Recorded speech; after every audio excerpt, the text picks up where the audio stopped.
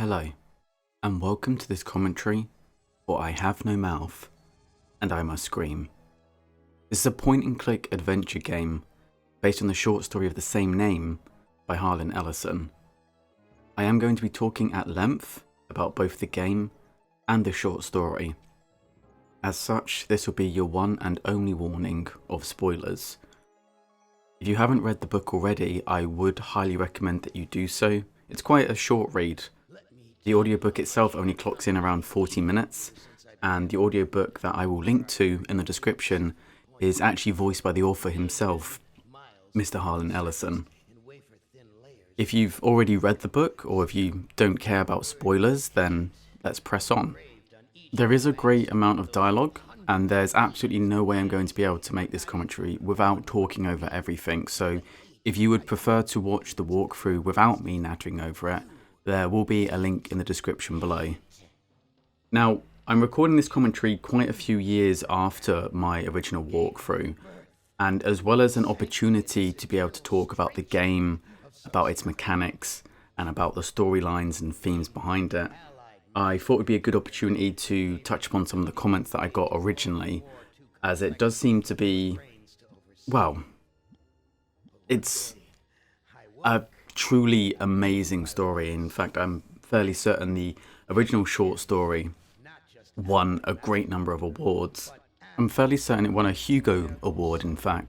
I mean, of completely tangential note, Mr. Harlan Ellison himself, he was a prolific writer in his career, and he actually wrote for Star Trek, of all things, the original series, a 1967 episode called The City at the Edge of Forever.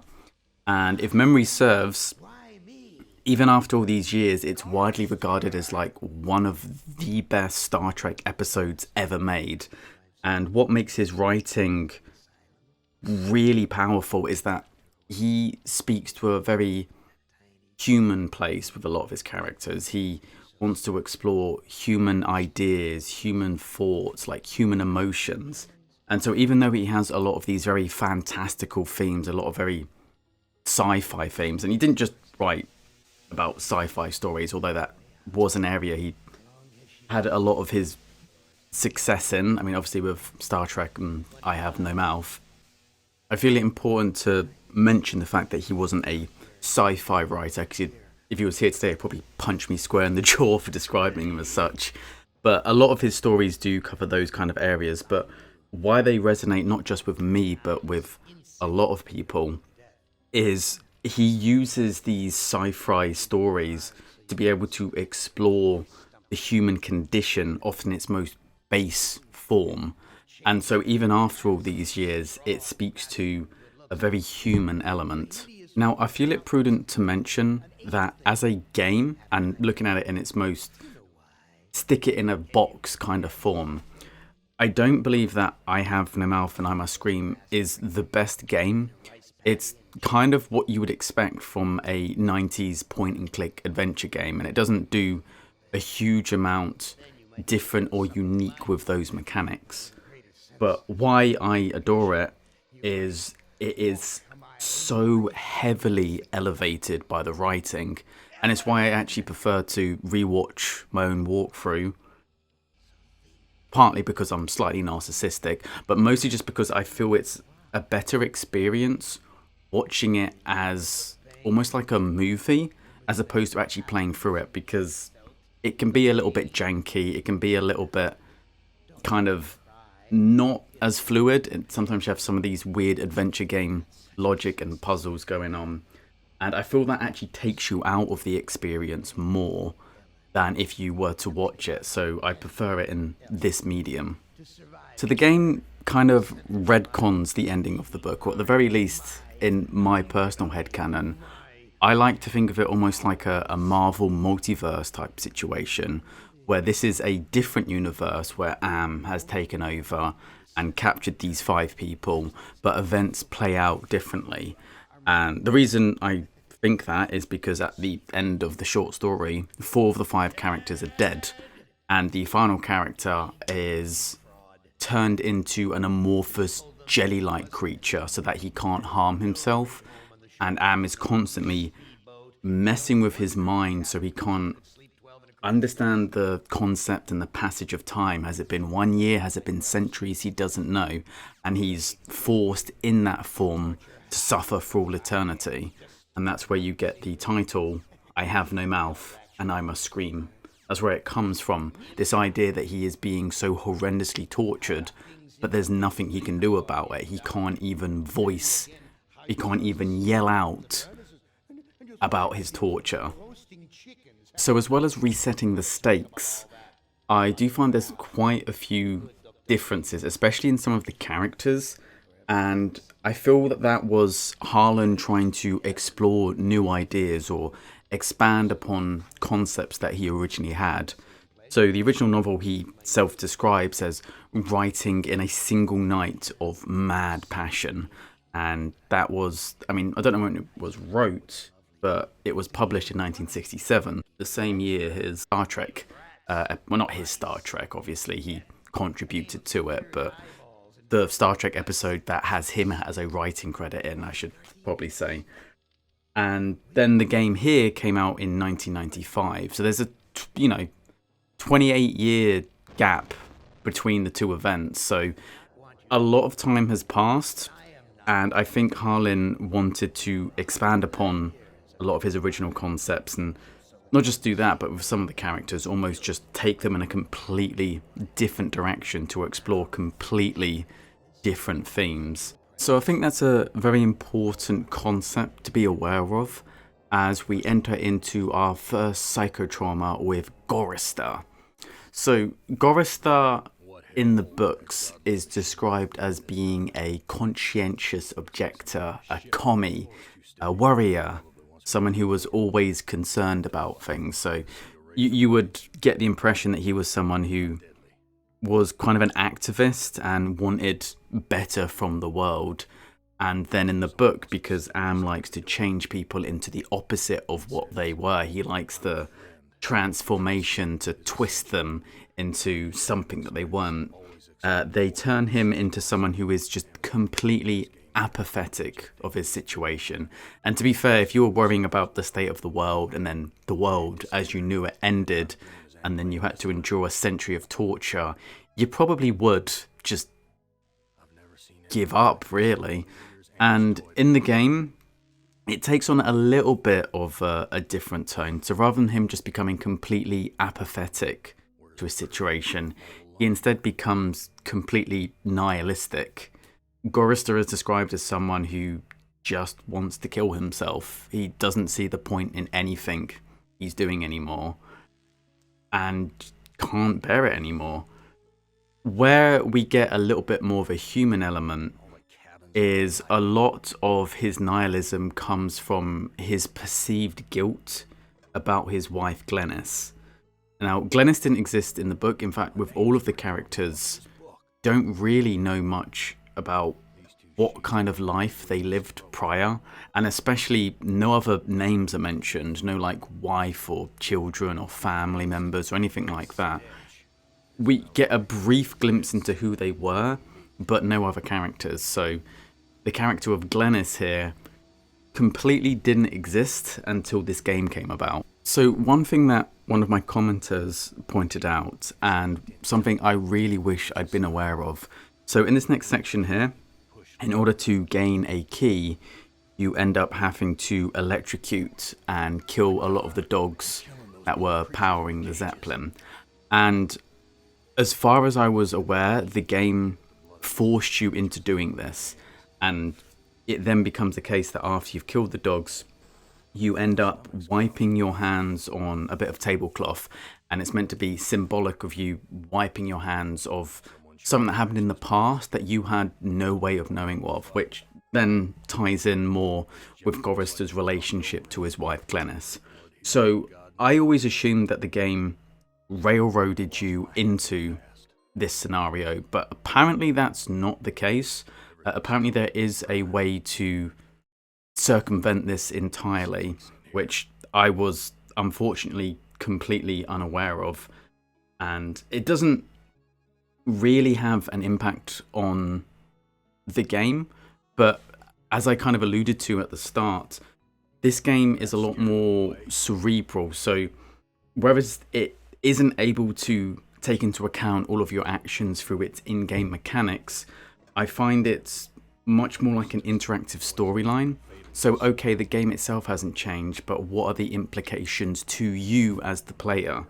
Maybe I'm being a bit too pretentious with that, I guess, but it's one of those where the whole point of this story isn't to see it in the lens of a game, but it's to make you think about things. So with that hindsight, I really wish I had known that and I didn't have to kill the virtual doggies, because animals are better than humans. Don't fight me on this. But in terms of it being something to talk about, at least it's an interesting concept, I'd say.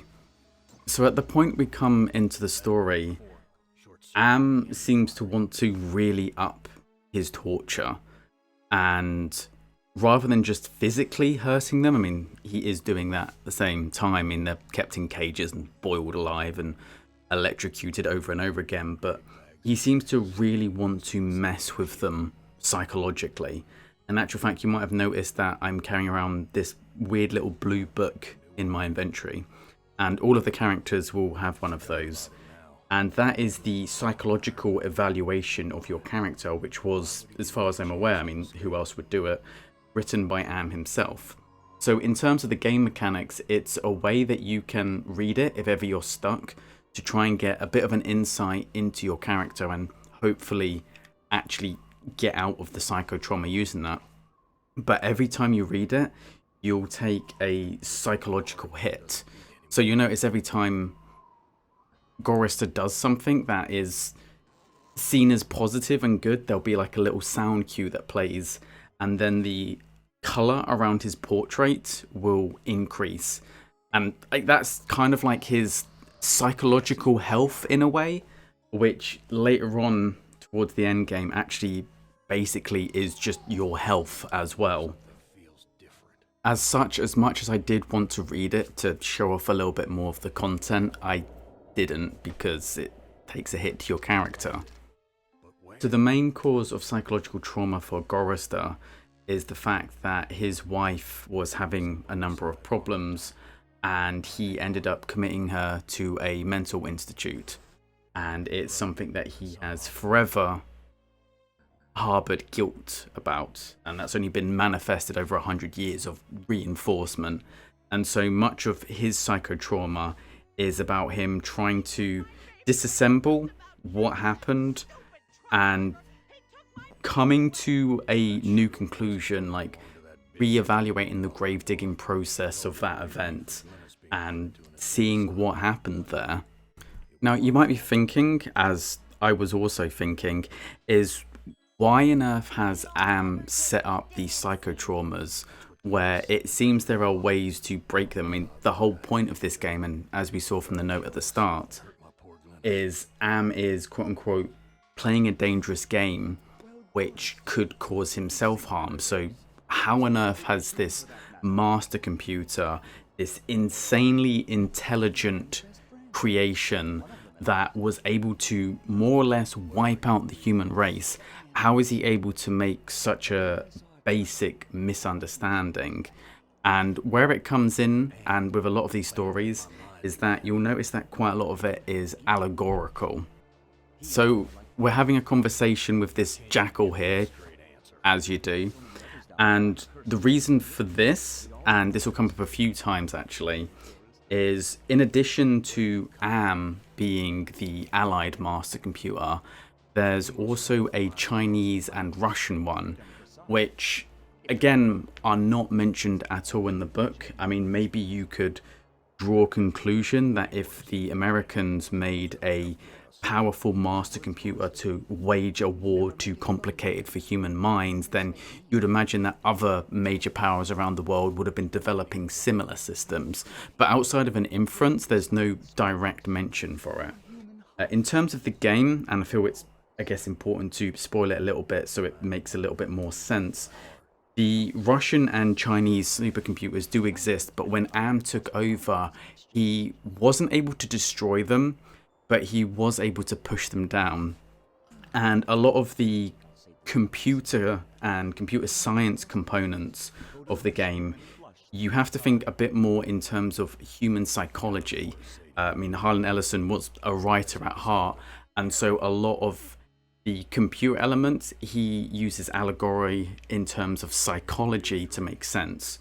So the Russian and Chinese supercomputers have been pushed down almost into like the subconscious of Am, and then over the past century they've slowly been gaining power to the point that they are able to now interfere with the types of games that Am is playing.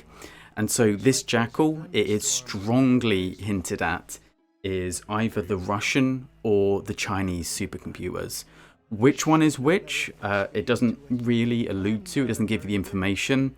I would like to think in my headcanon this is the Russian supercomputer, and then the computer that appears in Ellen's story is the Chinese supercomputer. Although where that's coming from, that's purely my idea, just because a jackal, I don't know, I think in my headcanon I associate it a little bit more with Russia than China, which I have no evidence for that whatsoever. That's just how my brain is wired. So it's quite likely that Am originally had this jackal as part of the psychotrauma, and that's why he plays a role in it. But and we're going to go with my assumption that the Russian supercomputer is able to interfere with the psychotrauma, and that's why the jackal gives a little bit more advice than he should, and tells you a little bit more than he should.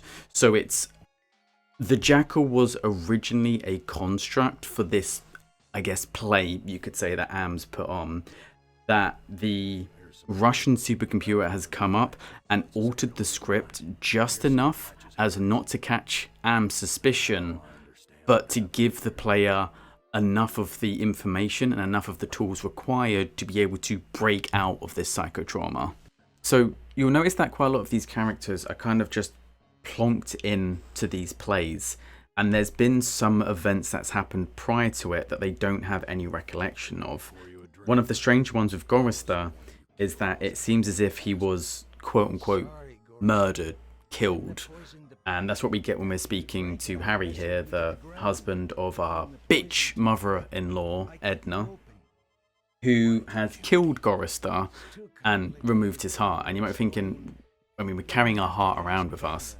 I mean, how the hell are we alive because we don't have a heart? And two, how did they kill us if we're walking and talking right now? And the way that I think it's meant to be interpreted is the heart is that you're carrying around with you is kind of allegorical for Gorrister's soul, his essence, and it's why the jackal also wants a heart, and you don't want to give him yours because it's like the final part of Gorrister's humanity. If you give away your heart, then the final part of you that did care before all of this happened is no longer there. It's like you admitting, you know what, things are terrible. There's no point caring about anything. There's no point even caring that I worry about Glennis. There's no point caring about anything, and it's like you giving up the last shred of humanity. And what you want to try and do is get Gorrister back into a frame of mind where he does care, that he doesn't shred that tiny last bit that he has of him. And in terms of Harry and Edna killing you, I mean, technically they did. I'm fairly certain in the clinical sense your class is being dead if your heart stops beating, and I think it's for 20 minutes. I think it can vary based on region, but if your heart stops beating for 20 minutes, you're pronounced clinically dead. So clinically, Gorrister would be dead, but because of Am's mastery of morphogenics and whatnot, he's able to keep Gorrister alive even without a heart. Now, one of the ways you can really mess up Gorrister's psychotrauma is by giving Edna the white serum here. As we can see, she kind of attacking us and grabbing onto us here. So the white serum, this kind of like milky substance, it's strongly implicated later on that this is the same substance that Am's been using to keep rejuvenating the five of us. and how he's been able to keep us alive for over 100 years without aging is by using this serum, which seems to have a very powerful, like, rejuvenating effect. So if we do give it to Edna, she ends up becoming a lot stronger and able to overpower us, and it completely messes up our Psychotron and we have to redo it. It doesn't make a huge amount of sense that if Am gets the desired results that he's looking for, he allows us the opportunity to go through it again, but I think you have to make a few concessions for the sake of it being a video game. So the major focus of Gorrister's psychotrauma is him coming to terms that the problems he had with Glennis were not just his fault. And as we make our way back onto the Zeppelin, we're going to be able to uncover Edna's diary, where we find out that Edna very much blamed herself for everything that happened to her daughter Glennis. And it seems to be a case that Gorrister, and Gorrister is by no means a perfect man, a perfect husband, and it's one of the reasons why I absolutely adore Ellison's writing. Especially in more modern days, it seems as if quality writing is becoming a dying art form. So, Gorrister isn't a perfect guy, and it mentions the fact that they had a lot of problems, the fact that he hit her at one point, which I don't know how much of that is a product of the time. Again, the original story was made in the 60s, and was Ellison thinking that way? Or whether or not it was a case that he grew frustrated with Glennis's psychological issues and kind of lashed out, and that's where he holds up a lot of guilt. I don't know how much of that is a product of him being from an older generation, with the old generation, which obviously is not okay, but there was the expectation back then that if a woman's acting hysterical, you'd slap her. And there's that that scene in Airplane where a woman's going crazy on a plane, you just have a massive line of people just waiting to like slap her to knock some sense into her, which obviously don't do that regardless of gender. But with Gorrister, he's not perfect. He made a lot of mistakes, but at the heart of it, he genuinely did care about his wife, and the reason it seems to be that he ended up having her committed was because he didn't know how to help her, and he thought if there were professionals around they could provide better support than he ever could, and that turned out not to be the case. And it seems to be that the mother, Edna, blamed herself initially, and then as a way to try and transfer her guilt, and it seems to be that she never really liked Gorrister to begin with, she projected all of the negative thoughts she had about herself onto Gorrister instead, and said, no, it's that truck driver's fault, it was his fault all along. And from Gorrister's point of view, he already blamed himself. So then when you have external validation in the form of Edna, even though they didn't get on, if someone is telling you something that's wrong, but something that you already believe to be the case, then it's just a second form of reinforcement. And you can say, well, if I think it and this person thinks it, how could it be incorrect? And if you've also had Am messing with you and torturing you for over a century, just constantly reinforcing that, you're gonna think that. I mean, even just a few years of being bullied or by being told by a parental figure that you're worthless can lead to a lifetime of therapy. So imagine what a century of being told that the woman you loved suffered and was put away because of your actions and went crazy because of your actions. Imagine the sheer amount of damage that's going to do to someone. Now, in order to finish through Gorrister's psychotrauma, we need to give the Jackal a heart. We've already given him our own heart, and we need to get it back to say that we're reclaiming Gorrister's last piece of humanity. And the way to do that, because we can't give the Jackal Edna's heart, we need Edna to power the Zeppelin, because it seems to be powered on living material, which, now the doggos are dead, we need to use Edna instead. So we need to find a replacement heart to give the Jackal to kind of fool him. And for some very bizarre reason, the way to overcome this is the hanging meat where both Edna and Glennis were hung up. If you use a magnifying glass on it, you can then cut out a heart from the hanging beef, because apparently they still have all the organs in them, and I'm fairly certain it's probably like a cow carcass from the way it looks. It's probably beef, which I'm fairly certain at that point you would have already had the organs removed. And moreover, a cow heart is significantly bigger than a human's heart. Now, there is actually some deleted content which shows that these beef carcasses were originally meant to be other bodies that were hung up, cadavers, which would have made a hell of a lot more sense, but I think for censorship reasons they had to take it out. So instead we're left with this situation, and to make this situation make sense, again, I think you kind of have to make a few allowances for it. One being adventure game puzzle logic, and two, it being a lot more allegorical of you having tricked the jackal. I suppose one could argue that if it was set up traditionally the way Am wanted to, then he wouldn't fall for it. But maybe you could make the argument that because the Russian computer is trying to circumvent the psychotrauma to mess with Am, that he's put into place the fact that the jackal would be fooled by what is very clearly not a human heart. Again, it's kind of open to interpretation, and it is a lot more metaphorical than just, as you would see it in plain sight. So I think you have to think of it more in terms of like literary analysis than what is logical. So Gorrister has buried Glennis, and that is very much him burying the past. And it's quite interesting, actually. In terms of psychology, and a dear friend of mine is training to be a clinical psychologist at the moment, so we talk quite a lot, and she explains a lot of the concepts to me in a lot more detail than my layman's ask would understand just from having read books and whatnot. And there's something in psychology known as the grave-digging process, which occurs. I mean, the classical example is usually when a relationship fails, but it can be like the end of any event, really.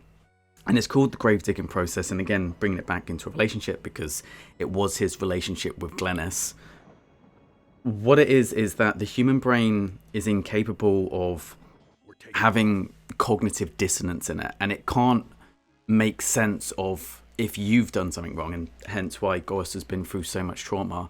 He sees himself as a good man, and yet he did something awful, and that's why he's been torturing himself with it for so long. And so the grave-digging process is a way for the human mind to come to terms with what events have happened. It's you putting it into perspective and you finding a reality that you can live with. So, for instance, if you have a man and a woman, and the woman goes off and cheats, for instance, and so the man's grave-digging process might be, well, I did everything right, she was just evil, and that's why she went off and cheated on me, but I was always the good person. When in reality, it may have been the fact that the reason the woman ran off to cheat was because the man was abusive or neglectful or any of those reasons. Not that I'm saying this to justify cheating, just don't cheat, shouldn't do that.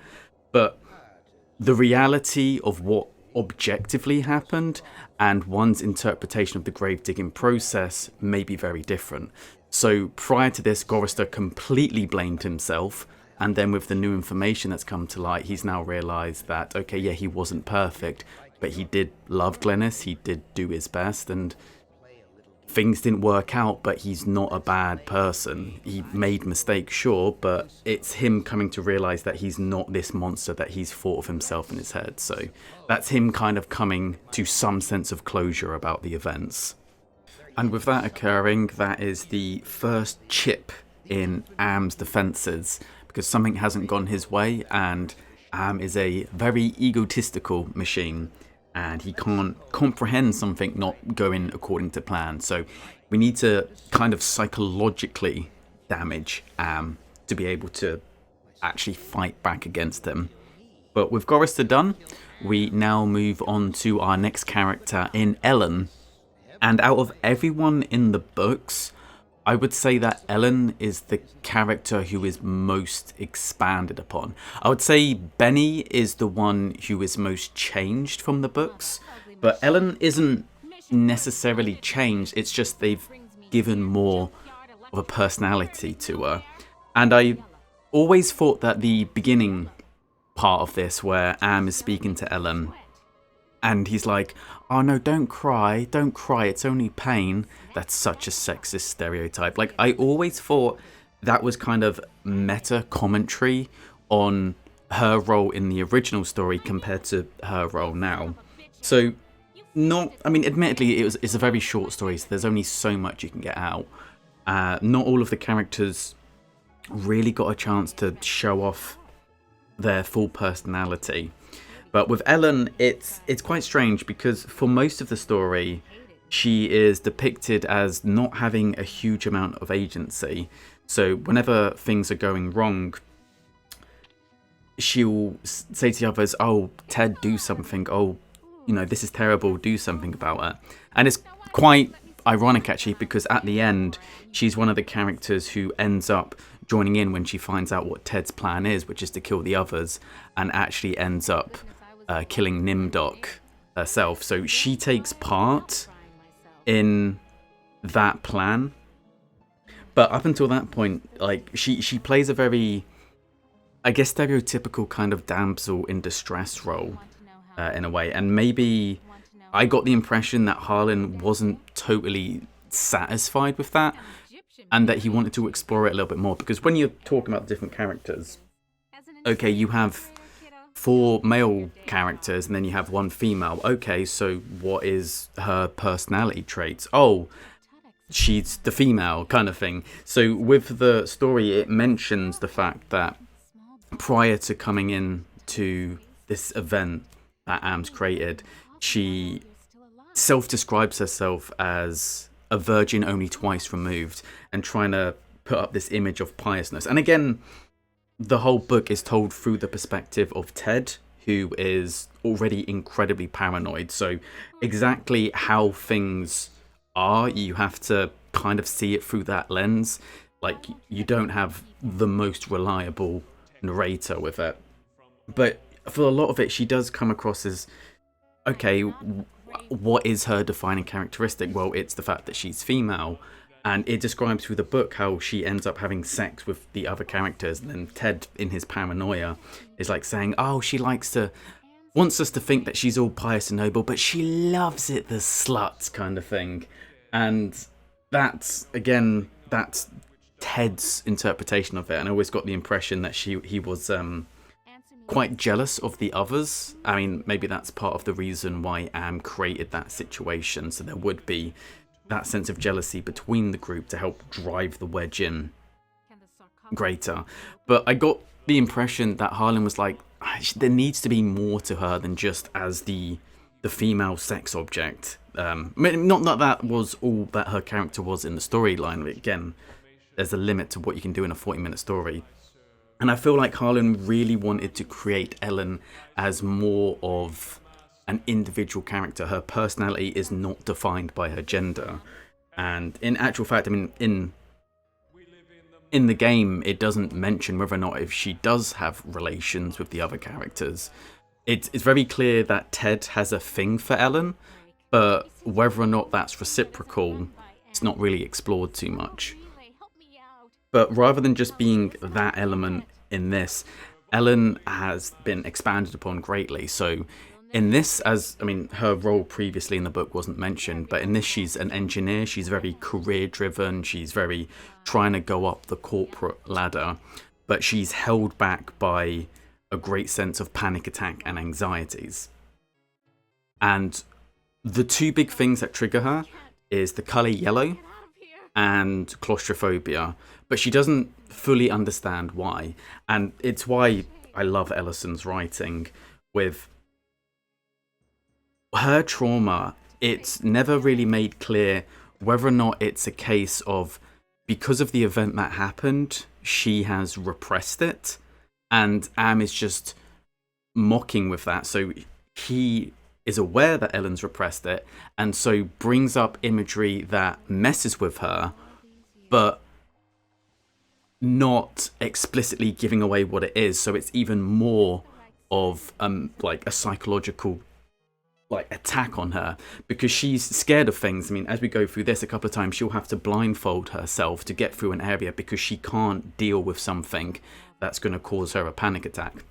You know, she's very resourceful when she wants to go through that, but she doesn't yet have the psychological like energy to be able to just straight up overcome it. So she has to use her mind a little bit and like, okay, how do I deal with this situation? How do I overcome it for the time being? And I really like that from a character. I mean, one of my best friends is very much a feminist, and one thing we do agree on, we disagree on a lot of stuff, and that's why, you know, we're good friends, because we can disagree and still get on, and it's fantastic, and there should be more of that. But one thing we do both agree on is that the modern day interpretation of what a strong, independent woman should be, a strong female character, is someone who is basically a bitch. And I'm not too certain why that's the case. Like, there's this very strange idea in a lot of modern day writing that acting in a traditionally masculine way is somehow toxic masculinity. But if a female does the exact same things because she has a vagina and not a penis, it's therefore okay. And that makes no sense. It's so dumb. Like, if you look at strong female characters in like genuine ones, like Ellen Ripley's, your Sarah Connors and stuff like that, they're not always traditionally masculine. Sarah Connor a little bit more than Ellen Ripley, but they're both very much grounded in, and again, talking about the older movies, don't talk about the newer ones because they fucked everything up, but they're very, and also it kind of goes to my point about modern writing just not getting it. There is a very strong motherly component to both of them. Ellen cares for Newt, and Ripley cares for Newt, and Sarah Connor obviously cares for her son. And it seems to be that they just don't get that you can be strong in a different way. And what I quite like about Ellen is that she's not just a brick wall of just badassery. She does have fears, she does have concerns, she does have feelings that overcome her. And that makes her a lot more relatable because she has these problems, but she wants to overcome it. And a lot of times she'll get annoyed at herself. You don't really see it with this walkthrough, but a couple of times if you try going through an area and you're not blindfolded or you haven't been able to deal with it at that point, she has a panic attack and she ends up running back. And then she gets angry at herself for being so weak. So it's... her psychology is easy to understand. Like, she's someone who wants to be strong, but she isn't quite there, and she's trying to overcome these problems. And I often think that's why she has this very chipper personality, which can seem a little bit out of place, but I always got the impression that it was her trying to put on a false sense of bravado. With Am being omnipotent and being able to see everything that she does, she wants to pretend that she's stronger than she is and trying to show Am, look, you're not getting to me, even though it's quite obvious that Am is. Now, exactly why Ellen has this kind of Egyptian theme throughout her psychotrauma, I'm not entirely certain, although I do have two theories. The first is just that, seeing as one of her traumas is claustrophobia, they had to try and come up with some situation where she would be in a tight space. And with it being an Egyptian theme, there are two separate instances where she has to enter a sarcophagus to kind of move through it and kind of show that she's overcoming that fear to a certain extent. And I feel like if you were going for the Egyptian theme, I mean, there aren't many situations that you could think of being more claustrophobic than a sarcophagus. Although, that said, you could just have made it a coffin or an Iron Maiden or, you know, quite a number of other factors. The other, I think, is that because Ellen is an engineer, that she feels most at home when she's surrounded by technology, which is kind of ironic considering Am is literally what happens when technology gets out of hand. But it's an interesting way. There is some technological pieces here and there, but I think it's kind of a way to make her feel even more out of her depths because she can't make sense of something. It's not her area of expertise, and that just causes her more anxiety because it's not something she understands. Now, as we enter into the sarcophagus, this is really the point where Ellen has to face up to the trauma that's occurred previously. So, and there really is no nice way to put it or sugarcoat it. So, Ellen was raped quite brutally. So, she was someone who was very career driven. She wasn't very socially effective. And it kind of mentions again, it brings up a little bit as she was like in the book that she believed herself, not even necessarily believed herself, but she just didn't understand humans very much. You had like an RPG character sheet. She dumped all of her points into engineering and computer science, and she had nothing left over for anything else. So when it comes to the point that she is overpowered, so she was leaving her apartment one time, she got into an elevator, and there was a serial rapist there who wears a yellow jumpsuit, and he jury-rigged the elevator to lock her in, and it says over the course of hours, he raped Ellen. And as someone who has always tried to be very independent, she couldn't reconcile that in her head. How could this guy completely ruin my life and everything I've created for? And it even mentions the fact that when the serial rapist was found, and he raped a whole bunch of other people, and they all went up to testify against him, Ellen couldn't even bring herself to testify against him, because still in her head she couldn't reconcile the fact that this man managed to have so much control. And it happens quite a lot, I find, with a lot of people, like when we have the idea of repressed memories, and a lot of that is kind of subconscious, but a lot of people will deliberately try not to think of something traumatic that's happened or try not to approach it. I know a lot of young men, for instance, in particular, if there is something wrong psychologically, they don't want to go and seek help, because they it's almost like a tantamount admission that they're not strong enough to deal with it. And thankfully, as a society, we're starting to get a little bit more understanding about it, that psychological trauma is real. But you'll notice that with a lot of people, that if something bad's happened, if they go and seek help, it's almost like admitting that it's a real thing. And they seem to have this idea that if you just ignore it, if you bury it and just pretend it didn't happen, then it doesn't have power over you. And that's not... I think in a few rare cases that can work, but what's far more likely is that it ends up becoming this repressed memory. It's in the back of your mind, and it then influences and impacts what you do in later life. I mean, in the instance of Ellen, she has this overpowering anxiety and fear, and because she wasn't willing to come to terms with what happened, she doesn't even understand why she has this anxiety, just that she does. That's just because she's not actually tackling the issue. She's trying to bury something that needs to actually be unearthed.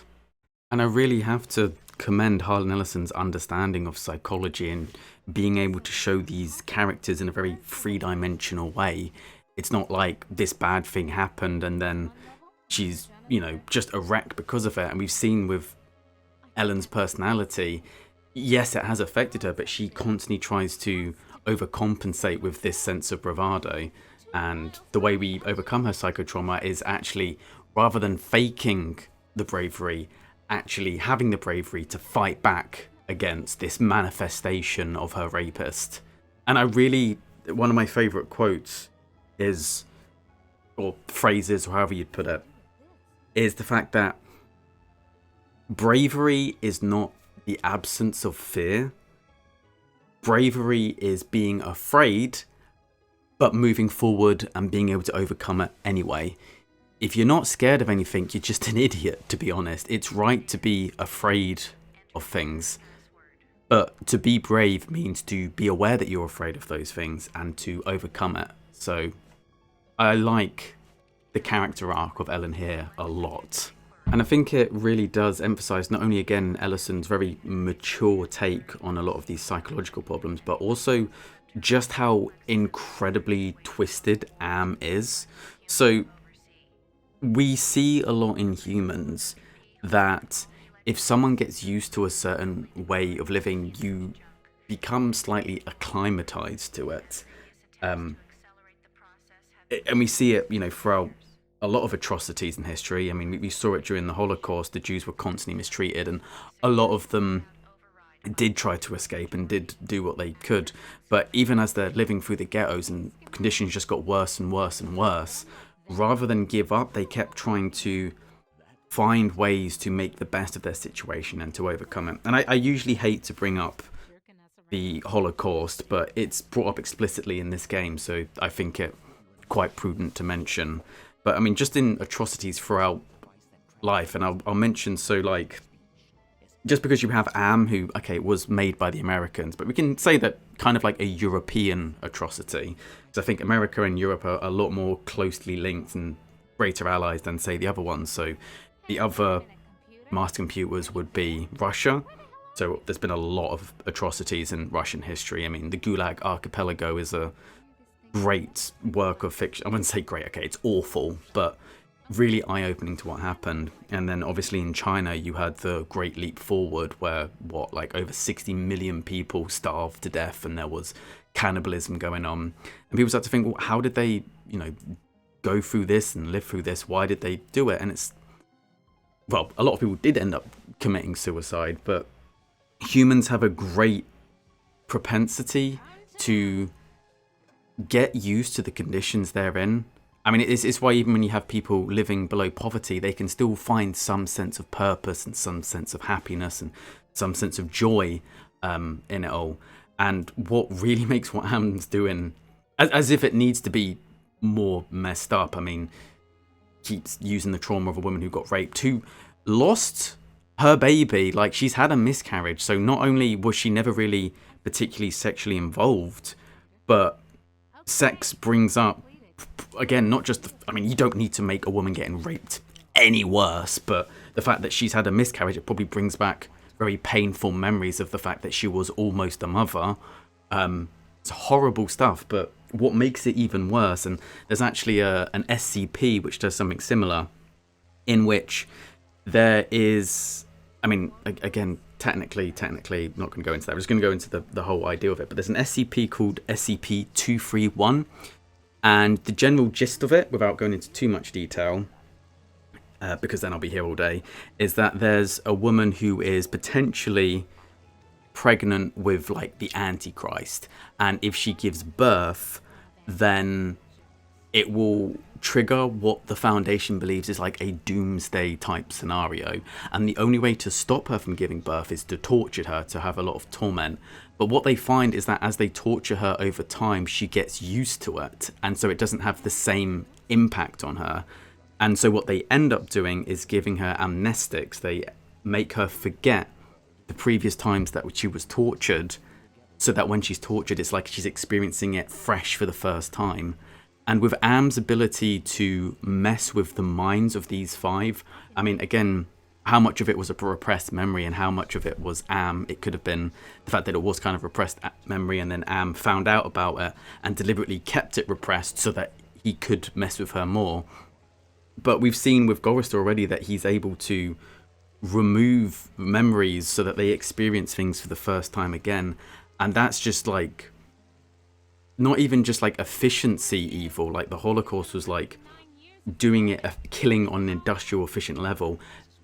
To deliberately do something like that is just like a next tier of evil, and just really encapsulates, just in many ways, just how utterly, I mean, as if he's committed genocide, but as if he needed more proof, how utterly irredeemable Am is as a concept. So with the waterfall playing now, we get the opportunity to speak to one of the other master computers, similar to how it was in Gorrister stories. And it's only in Gorrister's and Ellen's story specifically, that you get to speak to the Russian and Chinese supercomputers. And again, which way round they are, I don't know, but I always imagined that this was the Chinese supercomputer. And I think the reason that they appear in Gorrister and Ellen's is because you need to set the stage, and most people are going to play, I would imagine, the way I've played it. Yes, you can pick any one of the 5 stories as you want, but just because we read from left to right, I feel like the majority of people will probably play the characters in left to right, unless they're a weeb and read a lot of manga, in which case they're going to play them right to left. But, you know, that's just for hipsters.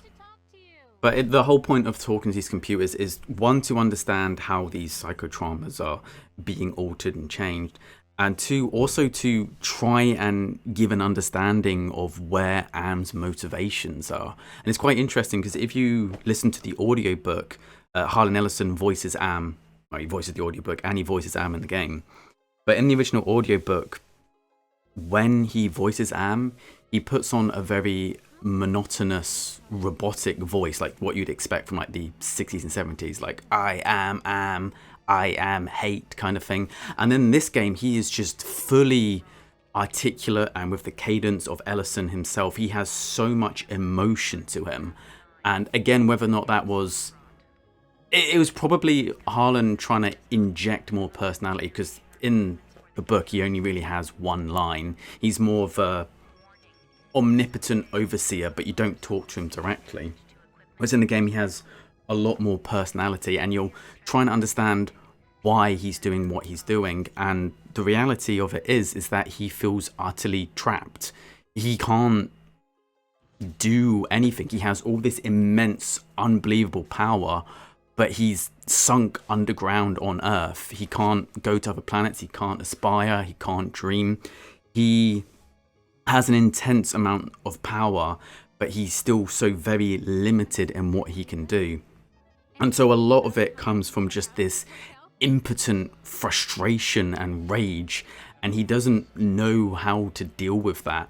Because in his eyes, he is in a straitjacket constantly, and he blames humans for creating him this way. And the only way he can overcome that anger is to inflict pain far greater than that on those remaining. And I often got the impression, I mean, later on we'll actually explore his brainscape, where it's down into the id, ego and super ego, so very Freudian psychology. And it seems like his very impulsive side just wanted to annihilate humans, which is what he achieved for the most part. But then apart from him, just like, well, then what do I do with myself? I just do nothing for the rest of eternity. And that's why he's kept these 5 people alive, is because he needs something to focus on. And for a lot of people who like, it's weird to say about a computer suffering from nihilistic depression, but people who suffer from mental health problems, a lot of the time, if ever they're just left to their own thoughts, their own devices, their brain goes through horrible places. You need to keep your brain active, and that's what Am's done. He's made these 5 things. He's made these 5 humans, and they are his playthings. They are there to entertain him, because if he isn't constantly harming them, then his own thoughts become incredibly self-destructive.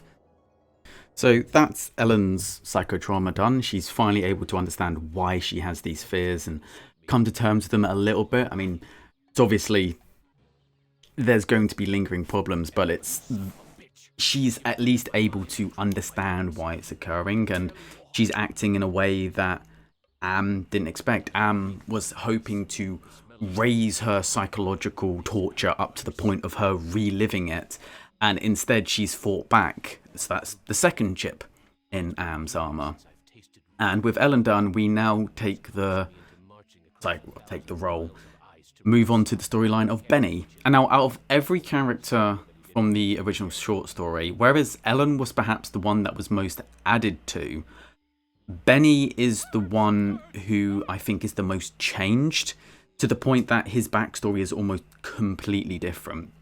In actual fact, part of his psychotrauma is the fact that he's been keeping this secret that he ends up then killing other people to maintain. And when I was watching Super Best Friends play through it, they said, because it doesn't actually go into detail about what the secret is, you kind of have to piece it together yourself. But they had a theory that the reason that he killed other members of his squad was because they found out he was gay. And I don't think that's the correct interpretation. So in the book, Benny is described as a professor, and the fact that he was gay beforehand. And I think some of that kind of comes through here. I mean, as we enter this little hut thing, refers to them as single parent households, friggin' welfare parasites. It's like, what the what the hell, dude? And I think his general demeanor is, again, they don't go into it too much in the book, but with him being a professor, he was a man of higher standing. So it's likely, and you could definitely argue, that perhaps he did look down on other people. Where it changes in the game is that he wasn't a professor, and what his sexual orientation isn't ever brought up. What instead happens is that he is a military commander, and he has no patience for those who are weak, and he deems as weaker. And as such, much of his storyline is kind of a role reversal. So, you know, we know that Am likes to change it around. So Benny prior, with him being a military commander and quite ruthless at that, we can ascertain that he was probably a very stereotypically masculine kind of guy. Very strong, very powerful, and again, very ruthless. So what better way to completely mess with that than to turn him into this bestial ape-like creature that can't even eat without the support of someone else. And in the book, I think it takes a slightly different role of, this was a man who was a professor, so was very, you know, upper class in his standing. So what better way to mess with someone who is considered to be very gentile in nature, you know, very prim and proper kind of person, than to just turn them into an animal. It is the complete opposite. And they also give him, and the book mentions that they gave him a member fit for a horse.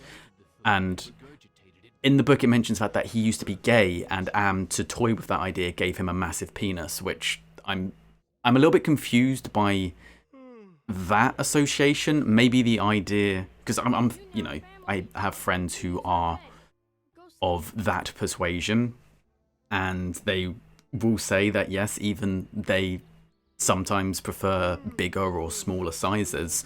But I think it's in Am's, I guess, kind of understanding of humans, he sees sex organs as something of reproductive purpose. So he wanted to, and trying to see it from Am's point of view, and I realize I'm kind of grasping a little bit here, but trying to understand the meaning behind it is, with Am seeing it as something as a reproductive purpose, what better point than to give the largest member, I mean, in terms of mating, the reason, I mean, I think humans actually have the largest penis in proportion to their body out of all of the primates. And you notice with gorillas, where you have an alpha, they actually have very small penises, but with more promiscuous ones, they have large penises.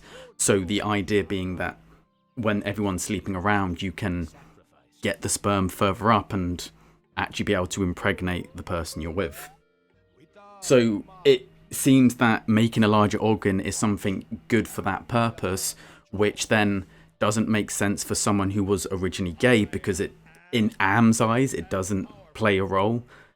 And then in the book especially, the irony becomes the fact that Benny was gay beforehand, and because he has such a large penis, Ellen likes having sex with Benny the most. She gets the most pleasure from it, which then makes all the other guys very jealous, Ted especially, because Ted can't please Ellen in the same way that Benny can. Now, as Am sacrifices the mother of the quote-unquote mutant child here, I think it's a very important detail that comes up here that actually influences a lot of the game. So I've seen a lot of comments saying, did Am actually keep more than 5 people alive? Because obviously we had Glennis in the first scenario, and now Benny is amongst a tribe of natives. And it's like, how on earth has this tribe been going on for potentially over 100 years and we haven't seen or heard of them before? Has Am secretly been keeping a lot of different people alive and is only now permitting them to interact because he wants to mess with them? And I don't think that's the interpretation you're meant to get. So when the mother here is destroyed by Am, rather than there being flesh and charred bone left behind, there's a bunch of mechanical parts and circuitry. And I think the correct interpretation is all these other people, and that's Glennis and Harry and even to a certain extent the Jackal and everything that we saw earlier. Those aren't real people. This kid isn't a real person, and none of the villagers are. These are all entities. These are all constructs that Am has created with the specific purpose of messing with his people further. So he's programmed them in a very specific way. And in order for it to seem authentic, he's had to give them autonomy and give them their own sort of agency. And I think that's where these characters come through. And it's also, again, how you're able to mess with Am's psychodramas a little bit. Also with, you know, the Russian and the Chinese interfering a little bit. And I always got the impression that in order for Am to create these, he had to draw from something. And the reason why you have Edna, who is so friggin' hates Gorrister so much, is because that is what Gorrister remembers of Edna. And whether or not it's a case that Am has been observing these 5 people and managed to use those observations to create these other constructs, or whether because he is so powerful and because he can mess with their brain, he's literally able to just scan the brain and the memories of these 5 to create almost like they're demons, almost like as you imagine in kind of like horror movies when a demon, or like Pennywise, can get inside and see what your deepest fears are. If it's the fact that Am is so intelligent that he's able to figure it out, or if he just uses a cheat sheet, scans their brain, thinks this is what's going to mess with them the most, and then uses that to fuck with them, and that's why up until this point he's been successful for over a century. I don't know, it's kind of up to your own interpretation, but all of these characters, I don't think any of them are real. They are all entities created by Am to set up these specific scenarios.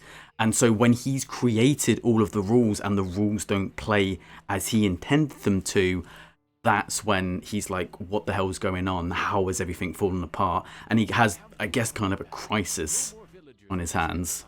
So Benny's secret, and so Benny kills at least 4 of the people under his command to keep his secret in place. Some of them he killed because they didn't measure up to his standard. And I have a very strong suspicion that his secret is the fact that Benny was slightly cannibalistic. And the reason I think that is when the mother's about to be sacrificed and when the boy's about to be sacrificed, because Benny is so hungry, he can just say, "Can I eat them?" instead. And a lot of this storyline is the way it was all set up, like he is starving and he's had to work with another person to feed him. But it's set up because Am wanted Benny to appeal to his more basal instincts. And there's actually a really... it's on a deleted scene, and hopefully I'll remember to put it in the description. But there's a deleted scene where Benny actually eats a baby. And you only see the silhouette of it, but it's really dark. And in actual fact, those deleted scenes actually make a little bit more sense. I mentioned in Gorrister's trauma that it seemed kind of strange that the Jackal would be confused by a slab of beef having a heart in it, which is like, how on earth would you notice? Also, why would that slab of beef even contain heart at this point? It's already been processed. And originally, if the deleted scenes are to be believed, rather there being 2 slabs of beef next to Edna and Glennis, there were actually 2 cadavers, just 2 dead bodies strung up. And if you take that into context, it makes a hell of a lot more sense why giving the Jackal the heart would confuse him, because it is just a heart of another human as opposed to a cow heart. So it's a shame that they had to change those out, but I imagine it's probably for censorship reasons. It was just having someone eat a baby, kind of fucked up. Having, slicing open a cadaver to take out the heart, kind of fucked up. And there's another bit where you see one of the dogs that you electrocute in Gorrister's storyline, and they're like hooked up to electrodes and whatnot. And again, that probably offended people and so let's take it out. And it's a shame because, yes, those are horrible concepts, but even, and I've watched quite a few interviews that Harlan did where people have almost had a go at him for his writing being too gory and too visceral. And it's like, well, yeah, that's the point. Like, there are terrible things that happen and we need to be able to address those things and we need to be able to talk openly about them. I mean, I even see it nowadays that there's a lot of horrible atrocities committed throughout history that we don't bring up. And then people's ideas of what happened fall apart. I mean, a lot of people aren't even aware of the Great Leap Forward. And you have a lot of people singing the praises of, oh, we should be like as Russia was back in the day, because they're completely unaware. And, especially with like Marxism philosophy, completely unaware of all the the Gulag Archipelago and all the war crimes that happened then. And I think it's far too easy for people to not want to think about certain concepts because they're too horrible to think about. But if we don't discuss them, what's the expression? Those who forget history are doomed to repeat it. Maybe not repeat it. I don't think that's quite accurate to say. But history rhymes, and every now and then you see similar things come up again and again because the basic ideas, the core of it, we never learnt the lessons from. All of that is to say that we should just be nicer to one another. That's my very hippie takeaway from it. Bob Marley, Ziggy Marley, love is my religion. That's what we should try and do. So it seems kind of strange that the way to overcome Benny's psychotrauma is to show compassion to the child here, and we have to make him a quote-unquote friend here, which is kind of fucked up because we're making the friend with body parts from his mother. And I always got a little bit confused by it because surely you can tell that this wasn't a real person, these are animatronics, and has Benny not come to that same realization? And then I kind of thought, okay, is it one of two cases where Am has messed with Benny's mind so much that he can't tell the difference between flesh and machine, but we, the player, can, and so it informs us? Or is it more a case that not only is Benny showing compassion to those that previously he would consider weaker than himself, or defective, or, the other in the in-group, out-group, they are very tribalistic, those are not one of our tribe. You could probably tell that Benny was a bit racist beforehand if he was the way he was acting.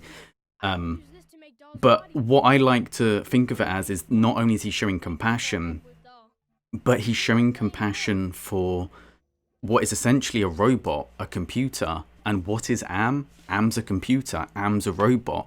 So it messes with him doubly, because not only is Benny not acting in a way that he had anticipated, but for them to show a level of care for something that humans wouldn't typically associate with even being living, that is just a complete mind fuck that Am cannot deal with. So the final part in Benny's redemption arc here is him realizing that this boy is going to be sacrificed and he can't change it, he can't stop it, things are going into play. And with Am deforming him into this small ape-like creature, he doesn't have the same kind of physical strength to fight that he would have done when he was a human. And so the only solution he can come up with is to sacrifice himself, which, as we've seen before when he was a military commander, that's something he would never do. He was very self-serving. He would kill others if they weren't fulfilling their duty. So for him to completely give up his own life for someone who initially he thought was beneath him, that's like him coming full circle with his redemption arc. And I love this. The sprites mess up a little bit. Rather than taking the doll that the child offers him, he just grows a third arm. out of his back, because when that first happened, I was like, has Am been messing with him too much that the morphogenic field has just completely mutated him into like this amorphous three-armed creature? Whereas it's much more likely that just the sprites overlapped, and that's what gave you this strange three-arm effect. But with that, Am's dealt his third blow of Benny, who's meant to be this instinctual creature, actually showing care when he's starving, so all he should want to do is eat. So that's really hit him through a loop, because that's something on a very instinctual level. So next up we have Nimdok, who I personally consider to be the most interesting character and also the most interesting story. And I feel like I have to be very careful with how I word this, because Nimdok was a German scientist. I think he was a medical doctor as well. He does seem to perform surgeries, although back in those days, with ethics being the way they are, you didn't exactly need all the qualifications to be doing stuff like that, did you? But Nimdok was a German scientist during World War II, and he participated in a large amount of the atrocities seen at the concentration camps. And I always find it quite interesting, because in the book, we don't even know if Nimdok is his real name. In fact, it's mentioned that Am gave the name of Nimdok to him because he thought it sounded funny. He just liked the way it sounded. So it's like, you are now named Nimdok. And we don't even know if that was his real name. When you listen to the audiobook, Harlan Ellison does give Nimdok a kind of German accent. And I don't know when the audiobook was recorded, whether or not it was shortly after he wrote the short novel or a little bit more closer to when the game came out, or even after the game came out. I have absolutely no way of knowing. I mean, maybe I could do some research, but I'm not going to do that. I don't know when it was recorded, and I certainly don't know when he had these ideas, but it's reasonable to assume that in Harlan's head canon, Nimdok was always meant to have this kind of secretive past, and that's explored a lot more in game.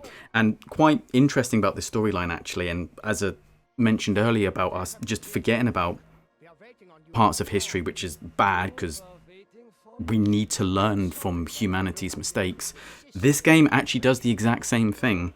So when I Have No Mouth and I Must Scream was released in Germany, this whole section, everything to do with Nimdok as a character, was removed, because Germany, obviously, they still harbour, even after all this time, they still harbour a lot of guilt of what happened during World War II, which I do think is a shame, because I've met a few German people and they're like the nicest people alive, and it's like they so want to distance themselves from what happened to make up for this terrible atrocity that they've kind of gone the other way. And let's face it, what nation on this earth hasn't committed horrible stuff in the past? I mean, I can't name a single one. That's just in human nature, and I feel like we want to hyper-focalize on a few select groups. At the moment, it seems to be we focus a lot on Germany, and we focus a lot on America and America's trades routes to slave labor and slavery. But it's like every nation did that. Italy, we had the Roman Empire. They almost pioneered the art of slavery. Egyptians had slavery. England, I mean, we went and colonized and fucked up so much stuff, and we spread racism around a lot of places. There is no nation on earth whose hands are clean, and we shouldn't shy away from what happened, because the reason that we do is why this shit keeps happening. So in the German version, Nimdok and his storyline is completely taken out, and as a result, the game is unbeatable. Which is kind of ironic, because I know Harlan wasn't a video gamer. He didn't even have a computer when they approached him to making this game. And he said that he wanted to make a game that was impossible to beat. And then the games company was like, we can't do that. So they instead made it as this is, where it's very difficult to understand how to get through it without a walkthrough, because a lot of it is incredibly esoteric. But the German version, because you need Nimdok later on to access Am's brainscape. He's the only one who has the code for it because Am bases a lot of his work on Nimdok's work originally. You can't access Am's brain, and you can't beat the game. So in trying to see it in like a very meta sense, in trying to pretend, or not even necessarily pretend, but trying not to talk about painful and horrific events in history, you allow a master computer to wipe out humanity and there's no way to fight him back. You know, good job. So Nimdok Psychotrauma, there's really kind of two parts to it.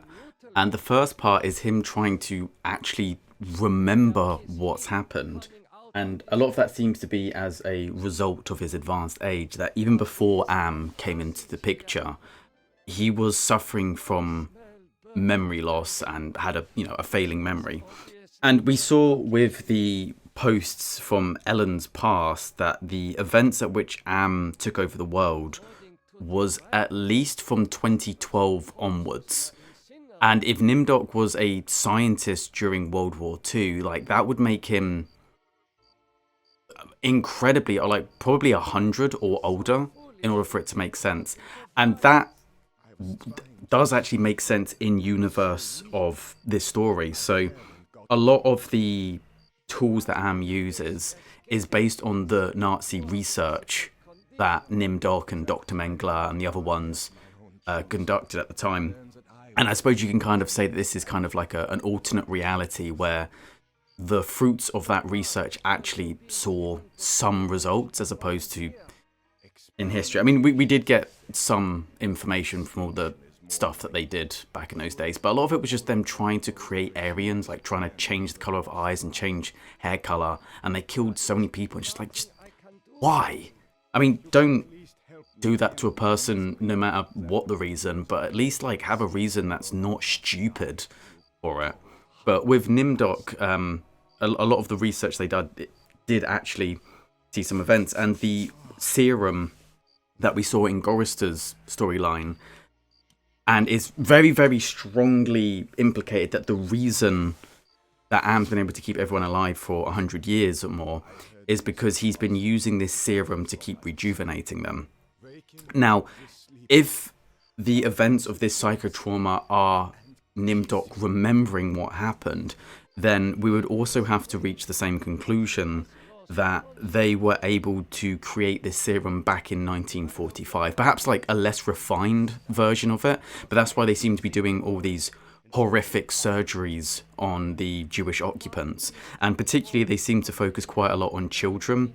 And it seems to be that in order to create the serum they need for rejuvenation, they require the cerebral spinal fluid, particularly of adolescents. And so we could probably surmise that the reason Nimdok is still alive at the time that Am takes over, because he would have to be very, very old at that point, is because they created that serum and he's been using that serum to kind of help restore him.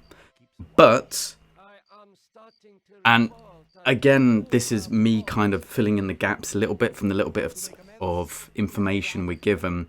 I get the impression that Nimdok and some of the other surviving Nazis did flee. I know there's, well, it's not even a conspiracy theory, is it? It's reality. A lot of Nazis fled to Brazil. And they were kind of biding their time to be able to reignite the Third Reich. And I got the impression that Nimdok was part of that and he was using the serum to keep him going.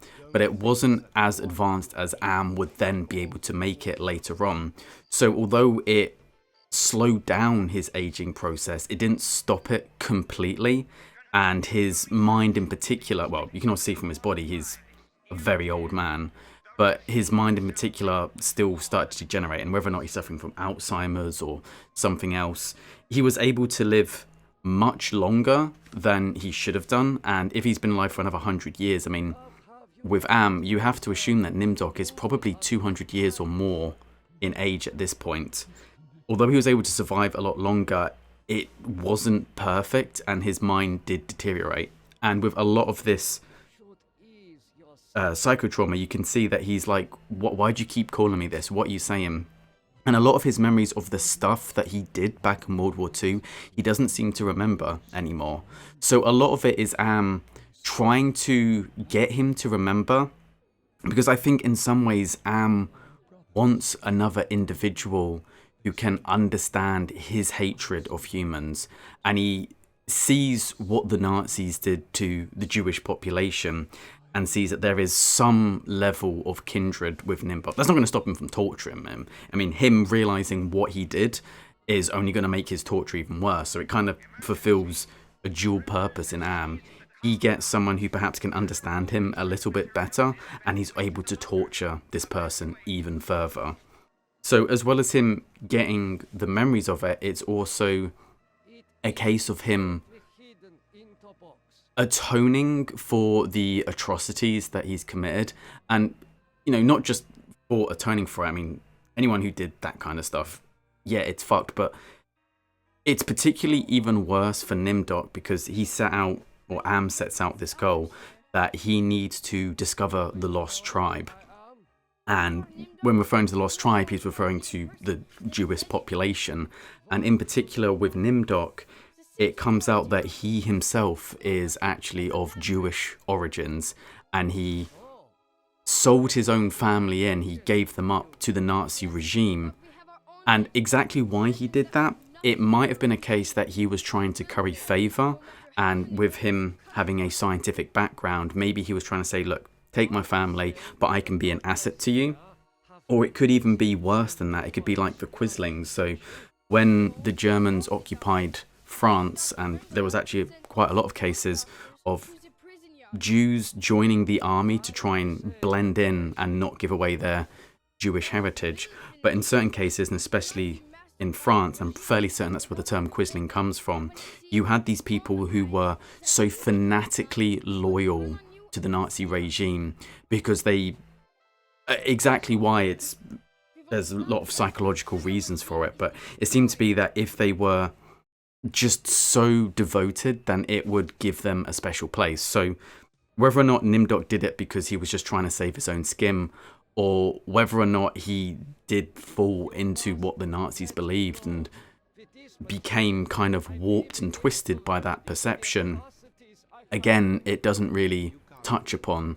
That's more down to us as the audience, with the death of the author and whatnot, being able to come to our own conclusions. And I love this storyline because, not because it's pleasant, I mean, it's horrible, but I personally despise small talk. I like these bigger philosophical ideas to talk about, and it's something that you can really sink your teeth into and get into the nitty gritty of why do people do this, and why do we commit these horrible atrocities, and what makes a person act that way.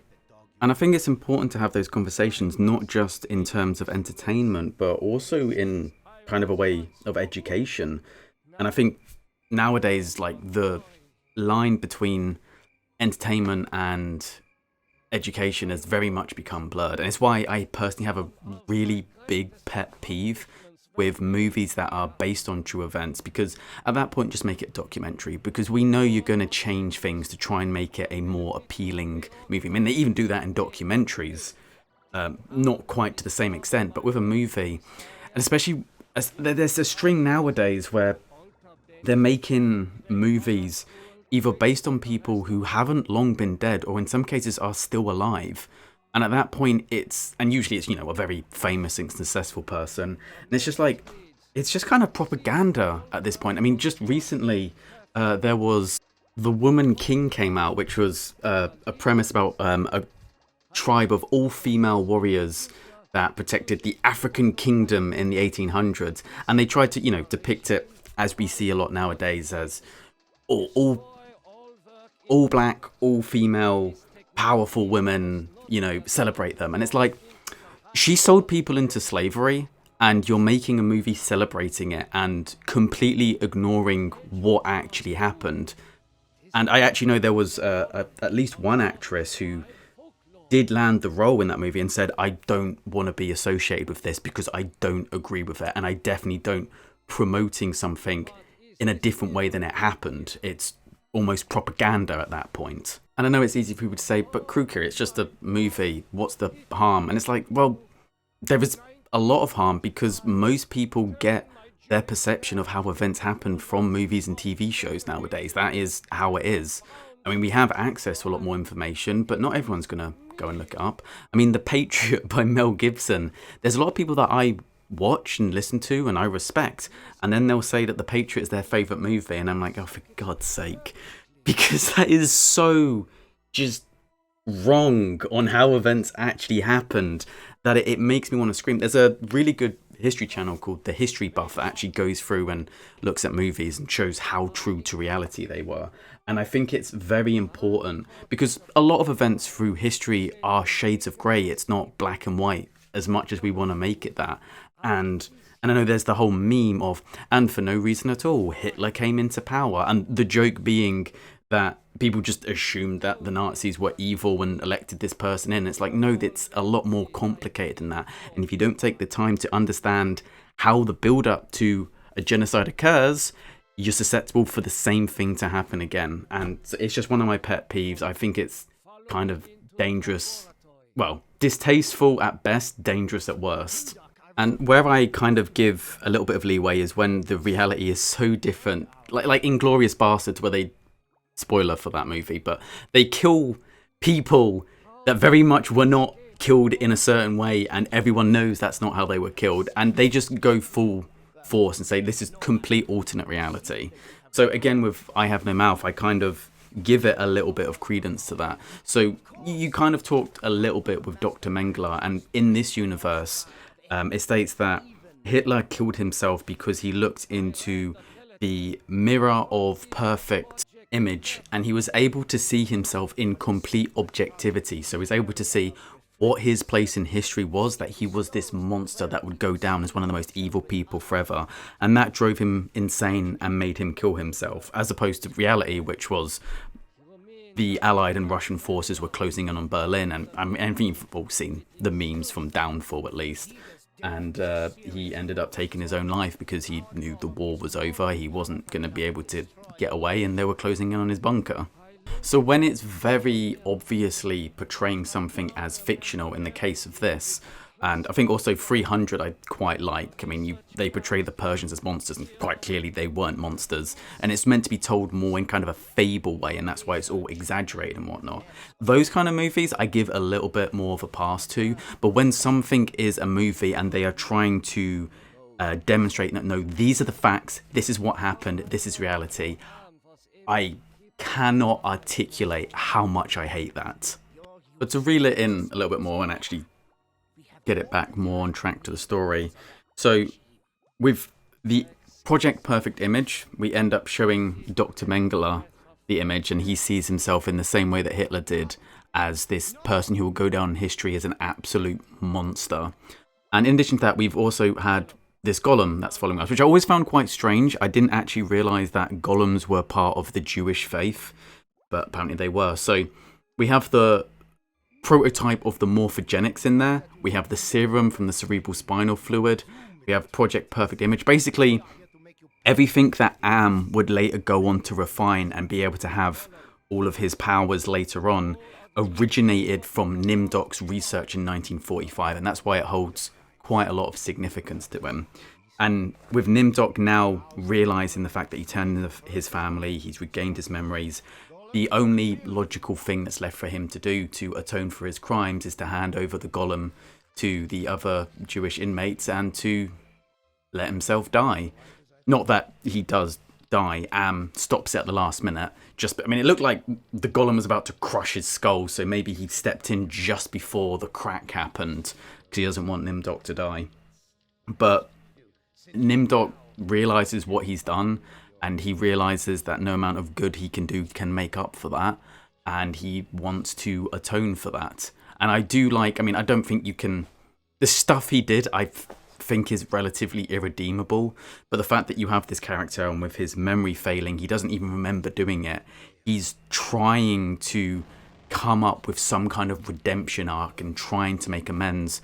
I just find that so interesting, because as much as we want to just say so-and-so was a madman, so-and-so was evil, fact of the matter is, all of us are human, as much as we don't want to admit it. And it's so easy to say that some evil person was a monster because we don't want to admit that the thoughts and actions they had and the way that they came to that same conclusion was very human. I mean, we've had a lot of psychological tests throughout history. I mean, I remember one where they assumed, I think with Milgram's study, they thought that the amount of people that would shock people would be less than 1% because they show that that's demonstrating psychopathic traits. And they were trying to test the hypothesis that the Nazis were different and that good, law-abiding Americans wouldn't do what happened in Nazi Germany. And what they found was, with the right factors, in fact, up to 80 or even 90%, depending on which study you look into and which one of the variations they did, up to 80 to 90% of people can be coerced into committing atrocities. And we are very susceptible to that. As uncomfortable of a truth as it is, I think it's important to remember that some of the worst people throughout history were very human, and we need to be aware of that so that we know the steps leading up to it so we can try and stop it from happening again. But with Nimdok's story finished, we move on to Ted. And Ted I find very interesting, as he was the main character in the short story. So everything is told from his point of view. So you don't get another character describing him. The only idea we get of who Ted is from the way he describes everyone around him. And from that, we can glean the fact that he is incredibly paranoid. He actually describes the fact that the other characters don't like him. And the reasoning he has for that is when Am captured them and made them immortal, essentially. Well, not immortal in the fact that they can't die, but biologically immortal in the fact that they don't age and they can withstand a lot of trauma that would kill a normal person. But he believes the other characters hate him because they were frozen at the point at which Am took them. And Ted was the youngest of the five, and so he retained most of his youth and his good looks. And as such, he had this perception that the other characters resented him for that. And that kind of comes across a little bit, although in slightly different ways in the game. So Ted has been expanded upon quite a bit. Whereas his backstory previously wasn't known, he's now a character who was a con artist, a salesman, someone who was very charismatic, very intelligent in his understanding of how humans worked, and used that to levy an advantage. And from what we know about Am, with him constantly trying to distort and flip on the head the type of person someone is, it makes sense that he would end up becoming very paranoid and neurotic about other people. He's someone who was able to manipulate others because of his supreme charisma. And what a better subversion of that than to create someone who is now paranoid that everyone is thinking the same way as he does, and as such can't be trusted. I believe that's known as solipsism, which is something that most of us do. A lot of us will assume that other people, their inner thoughts and their inner monologue is very similar to how we have our own inner thoughts and monologue. And so we assume that even if someone else doesn't admit it, what drives them will be very similar to what drives us. It's just that they don't want to say it outwardly for whatever reason. Maybe it's part of a virtue ethics or something. You know, you want to be perceived in a certain way. And it makes sense that most people would do that because the only mind we're familiar with is our own. The only inner dialogue we're familiar with is our own. We can hear what other people are saying, but I'm sure most of you listening out there will agree that what you sometimes think, a lot of the time you don't vocalize it because it's not socially acceptable to vocalize all your thoughts. You might really hate one of your co-workers, but you're not going to go up to him and say that he's a useless sack of shit, are you? Because that's liable to get you into trouble with your HR department. So a lot of people assume that others have to think the same way as they do. And it makes sense why to really mess with Ted made him just so, paranoid and neurotic about the situation. And to really go a step further with that, I don't think for Ted just being able to manipulate people was enough. He wanted to be liked, loved even. He didn't just want to be able to play people and use that to his advantage, but he wanted people to think that he was a genuinely great guy. And he seems to have a little bit of a hero complex in him, or at least aspiring to be, in that he wants to be seen as the one who saves everyone. He wants to be seen as the knight in shining armor. And a lot of time as we're going through this castle theme, he'll be pulling out a lot of books and talking about what the literary ideas are. And I think that serves two purposes, actually. I think on the one hand, it was a way for Harlan Ellison to insert a little bit of himself into Ted. I mean, Ted, it was told from his point of view in the book, and with it being written by Harlan Ellison, there's going to be some overlap there. I think it's incredibly difficult to write in first person from a character that you're writing as if you have their inner dialogue without there being some connections, because you're not going to be able to relate to everything. I mean, that's why so many of Stephen King's characters seem to be struggling alcoholic writers from small town Maine. You know, it's difficult to write about something and to write from the perspective of someone if you have no idea of how they would perceive the world. And I think that's like a way for him to, I mean, you can even see from the environment that we have here, it's a castle theme and there's a lot of Shakespearean elements to it. You have very stereotypical depictions of witches, of devils, of angels. And it's very much like kind of, you know, Macbeth and Hamlet, double, toil and trouble kind of thing. Very classical literature type. And I think that plays into Ted's idea of him being very charismatic, in that he's seen as almost like an artist, although he has a slight business sense to his idea of being able to con people. But he's someone that comes across as very expressive, very intelligent, very heartfelt. And it's because of that that he's able to kind of manipulate people to his advantage. But his psychotrauma, a lot of it is he doesn't want to be that person. And exactly how much of him was a con man and how much of it is Am trying to make him believe that he was a con man, I mean, we don't fully know. All we know is that Ted doesn't want to be seen that way. He wants to be seen as a good person. He wants to try and be a good person. And even in the book, I mean, it ends with Ted along with like there's a big scuffle at the end where all the characters move to an ice cave because they're starving, and they have a whole bunch of tinned peaches, and they get all the way there after dealing with countless like giant birds and crap that Am sends at them, only to find out they don't have a can opener.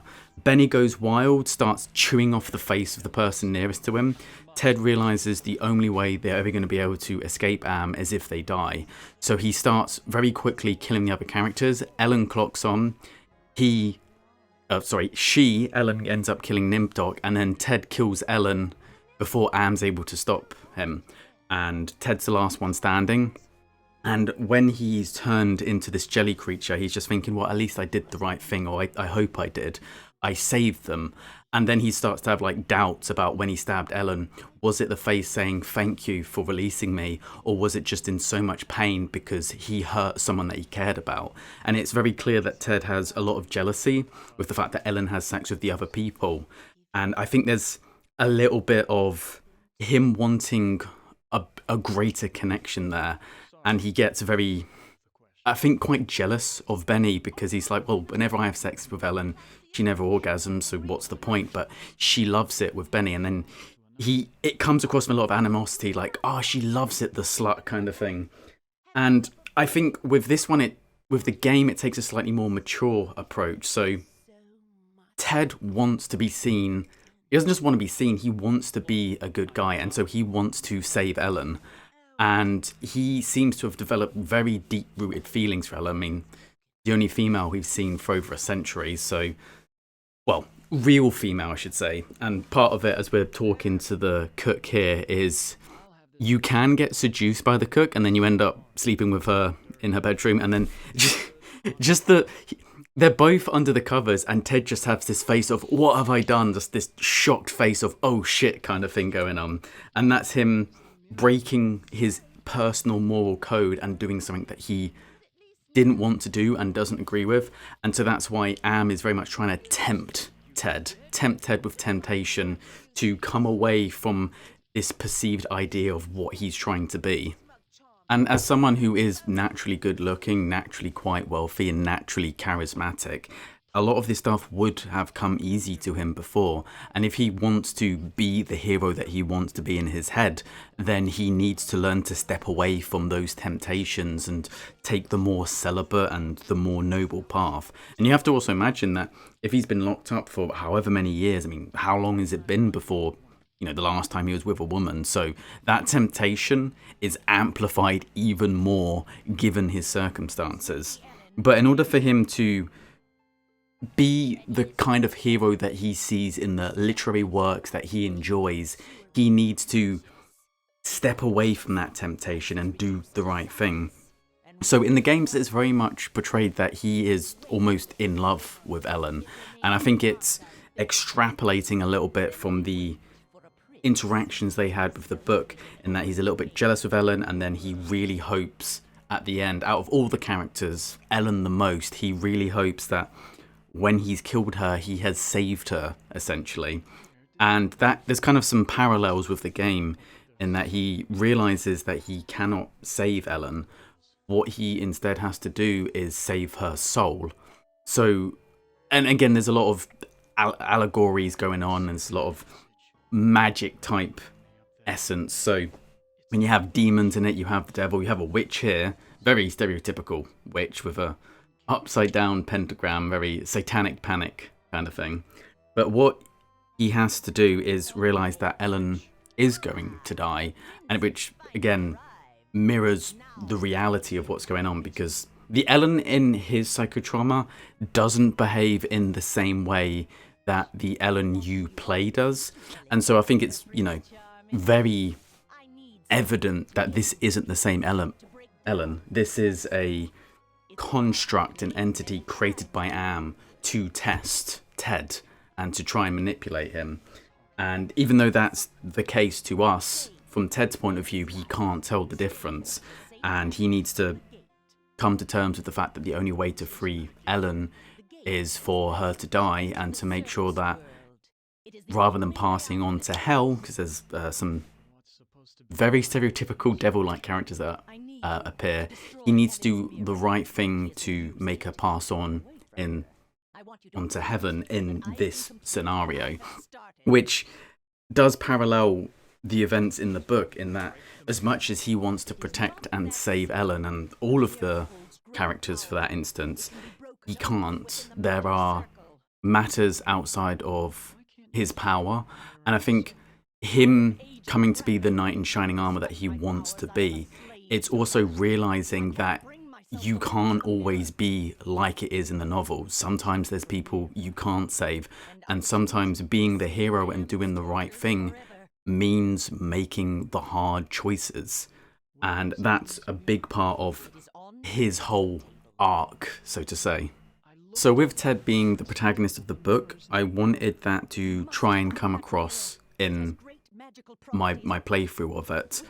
And I think it kind of does come across a little bit with the fact that his storyline is the longest out of all of them, at least from this walkthrough. And I know one could make the argument, oh, well, maybe I just didn't do it as efficiently as the other characters, and that's why he took longer. But I did, as I was going through the walkthrough, I made a lot of notes on a notepad next to me, because I was trying to make all the movements as seamless as possible to try and get it to flow quite naturally. And I think just from the way the story arcs are measured up, Ted's just naturally becomes the longest out of all of them. And I think, again, with it seeming to mirror Harlan Ellison's love of literary works a lot, that kind of makes a lot of sense. And it's very nice that we can get this juxtaposition with it being a sci-fi game, and yet we end up in a castle, and a lot of like the themes going on, and a lot of just the aesthetic is very much reminiscent of kind of Shakespearean type writing. And I think a big part of that, and I have to have a slight criticism actually of the way literary works are taught. So Shakespeare and the stories that he's told, they've lasted hundreds of years at this point, and they continue to resonate with people because at the core of them, they're telling a story that's very human. I mean, how many times has Romeo and Juliet been remade? You've got Leonardo DiCaprio playing it. Taming the Shrew has been modernized, I guess you could say, in 10 Things I Hate About You. Even The Lion King, of all things, is loosely based on... Is it Hamlet or Macbeth? I always get mixed up which one. I'm fairly certain different people have argued both of them, but I think Macbeth is the one that's more closely attributed with it. You know, the uncle seizing the throne, coming back, well, yada yada yada, that kind of thing. But the point I'm trying to make is the reason those stories have been told over and over again is because the human element at the core of them, it doesn't matter if the setting's set in the past, it's set in the future in sci-fi, it doesn't matter if it's set in anthropomorphic talking animals, the human, and not the fucking shitty remake, but the original 90s version of The Lion King, and the reason that they resonate is because those emotions, we can feel them, and the reason we don't just end up making new ones, I mean, one could argue the reason for that is that there's only 7 basic plot summaries. There's a whole book stating that there's only 7 different stories. It's like one of the or 7 different plots, I should say, with like, you know, like the rags to riches, overcoming the monster kind of thing.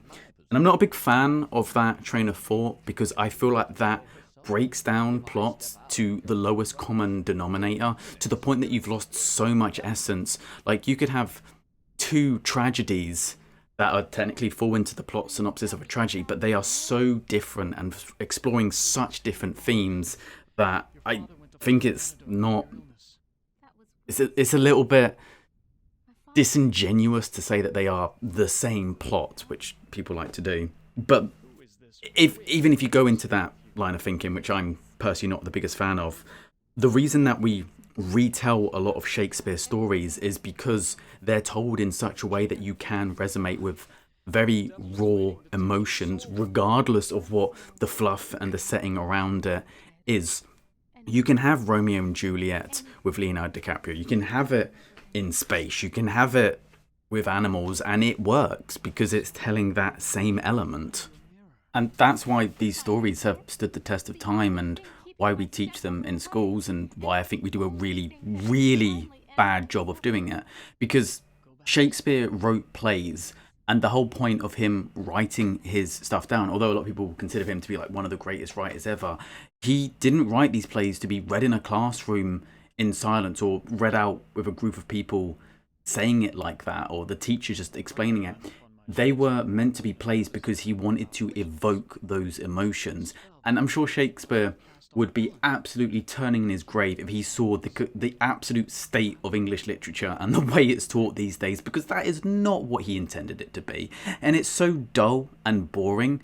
And it's why, I mean, if any of you remember back in your school days, or if you're still going through school at the moment, there's probably a lot of, I mean, maybe you don't like Shakespeare, or maybe you know people that don't, because the way it's taught is bollocks, is so bad, and it makes really interesting ideas so damn boring that it puts people off Shakespeare for life because they remember that really negative like situation where they're being forced to read it out in a classroom. They don't understand the themes at that point because they've not had that life experience. They don't get the concept, and you have some boring ass person trying to explain it. And maybe this is just my teachers I'm referring back to. I'm sure there's plenty of great ones out there, but my ones especially, man, I absolutely despised Shakespeare when I was younger because of how badly it was taught. And I think the only story I ended up quite liking was Frankenstein, and that was only because I liked to argue with my English teacher, because he, they always do this thing, and I get so annoyed with the way it's taught that, and again, why I love Harlan Ellison's work is that he seems to break a lot of that trends, and he, with his work, the death of an author, you can interpret it how you want to. But I remember my English teacher was always very much telling me, no, the whole point of Mary Shelley's Frankenstein is that Dr. Frankenstein was actually the monster, and the monster was just misunderstood and a victim. And I was like, no, no, no, not at all. You could definitely make the claim that Frankenstein made mistakes, but when he ran out from the monster, he had no idea that it was cognitive. By the time they finally come back into meeting, and yes, this is now turned into spoilers for the novel, but it spends through chapters showing that this creature understands morality, understands right from wrong, and yet he still goes and kills innocent people to try and have revenge on the Doctor, whom at this point doesn't even know that the creature is A, still alive, and B, sentient. And the way that they try to say, no, there's only one way to think about it, and that is that the monster is the tragic villain and the Doctor was actually the monster. No, that is absolutely not the interpretation I got. From different literary works, you could definitely get a different interpretation. And I remember watching one of the movies, I think it was like the 94 version, where they did do a bit of a better job, from what I recollect. It's been many years of making the monster more sympathetic. But just this idea that in order to, you have to get this interpretation to make this mark. It creates such a narrow focus on how literary work should be, and I absolutely despise it, because it does a great disservice to talking about these ideas and talking about these concepts, and all you're doing is making the thought process a hell of a lot more narrow-minded. You're taking away, you're subtracting from that, you're not adding to it. And I despise the way that Shakespeare is taught, because it puts people off something that should be very interesting and speaks to us all on a human level. It's just something that annoys me, because good writing seems to very much be a dying art form. You only have to look at a lot of the TV shows nowadays where people get writing credits through nepotism, and what they're peddling is just utter trite. And I can't help but think, if this is the way it's being taught in other areas, no wonder they never understand like the fundamentals of how to write a good story. I mean, I always remember, if you just add a lot of adjectives and just show you have a wide vocabulary, that's how you got a good grade. And it's like, no, if you're trying to actually write a good story, sometimes you have to write short, simple sentences, because you're trying to convey emotion. The whole point of writing is to get across ideas. If you're writing a scientific paper, you want to do it very neutral, because you don't want emotions to come into it. If you're writing something that's a literary work, you do want emotions to come into it. And sometimes the best way to do that isn't through flowery prose, but by making very short, simple sentences, because that way you can convey tension, you can convey anxiety, you can convey different emotions. And it seems that the people that teach it now just don't get that concept, or at least at the very base level, the way it's assessed definitely just misses the point. It's something that I'm very passionate about, because Harlan got into so much trouble throughout his career, because he would write about things that were seen as slightly taboo, or he would write about things that seen as dark. And I've even seen a lot of interviews where it's just like, oh, I think you're a disturbed man because of how you write. And it's like, but we need to explore those ideas. We don't need to sanitize it and have only one interpretation. Like, if you go out there and say there is only one way to interpret almost any story, then you're doing it a great disservice, and you're making everyone think the same way. And that is not what literature should be about. I mean, the best stories are the ones that people can come away with different ideas, you know, your Fight Clubs, your Breaking Bads, stuff like that. And it just, you do still get great writers, and I'm being very nihilistic by saying it's a dying art form. Obviously you do, but it just feels like they're being drowned in a deluge of shite, mainstream shite, and that's gonna make me sound so hipsterish. But I mean, again, with Game of Thrones, that started off so great, and then they just completely ruined it for reasons that I don't fully know, because they didn't want to be seen as predictable. It just, what's even the point of telling a story if you're going to half-arse it and not have convictions to see through the story as you wanted to? I mean, at that point, you're just trying to be seen as intelligent by your audience. You don't care about the story you're creating. And it's just a trend that I just see far too often nowadays, when something tries to be meta and they just completely screw the pooch with it. But anyway, I think it's important to talk about, again, just because this game is based so heavily in that kind of literature background. I think it's important to discuss it. But if we do bring it a little bit back more into the game. So we now have both our angel and our devil. I was about to say very stereotypical depictions, but I'm fairly certain if you actually read the Bible, the depiction of an angel is as this construct that it just can't be comprehended by human eyes. I'm fairly certain if you just Google angels as the Bible depicts it, you come up with like this strange amalgamation of shapes and kaleidoscopes because it's not meant to be human. And I think it's only when you had the works more by Leonardo da Vinci that you started having the idea of Jesus being long-haired Italian man because he was Italian and so he was working with what he knows, and thus began a long and illustrious history of whitewashing people throughout history, which we definitely seem to have gone the other way with nowadays, with making Anne Boleyn black, because even though we have definitive proof that she wasn't like that, two wrongs make a right. Like, I even saw an article recently claiming that Cleopatra was black, and it's like, no, she wasn't. She was of Greek descendancy and she was in Egypt. She probably was a little bit more tanned than the very classical white depiction, but even then you could probably argue it's white makeup. The idea that she was black doesn't make any sense. Although that said, Jesus was very definitely not a white Italian man. He was of an Arabian descent, so he probably looked Middle Eastern. That is what Jesus looked like, and I'm sure I've annoyed a bunch of Protestants saying that, but that's what anthropology tells us, and I follow the science. So, I'm not saying he didn't exist. In fact, I'm fairly certain Jesus did exist. He just didn't look the way he's commonly portrayed as. It's highly likely that he did exist, and it's highly likely that he did go and give sermons and talk to people and try to preach. Whether or not he was the Son of God, well, that's when we get into a little bit more difficulty. Because even both the Christian and the Muslim faith, they both have Jesus as a prophet. It's just whether or not he's a son of God or someone else is. That's when it get into a little bit of the nitty-gritty. So chances are he did exist.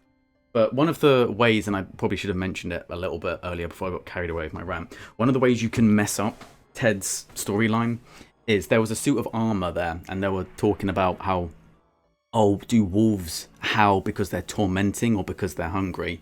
And when you hear that, that's the game indicating that you need to fix the door and you need to push the suit of armor in front of the door. Otherwise, a bunch of wolves break in and they just eat Ted, which just seems very strange given the storyline that he's going through. I mean, I know obviously he wants to be kind of a knight and castle and all of that, but it's almost like, oh, we forgot to put any kind of fail state in Ted's storyline.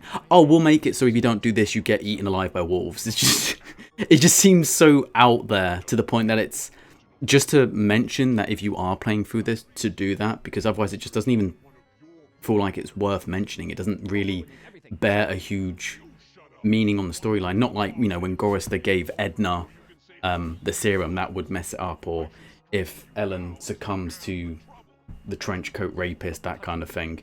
This one, it just seems so unconnected to his storyline that it's kind of weird that it's done that way. But anyway, we've captured the devil in the mirror and we've locked him in with this circle. I love the fact the witch is still just like passed out on the floor. Like she had a heavy night.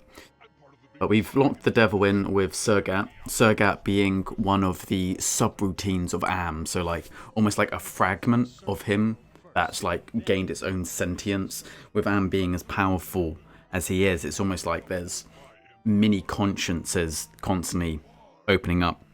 So with that, we open the way to the surface world, only to discover that the surface world is completely uninhabitable.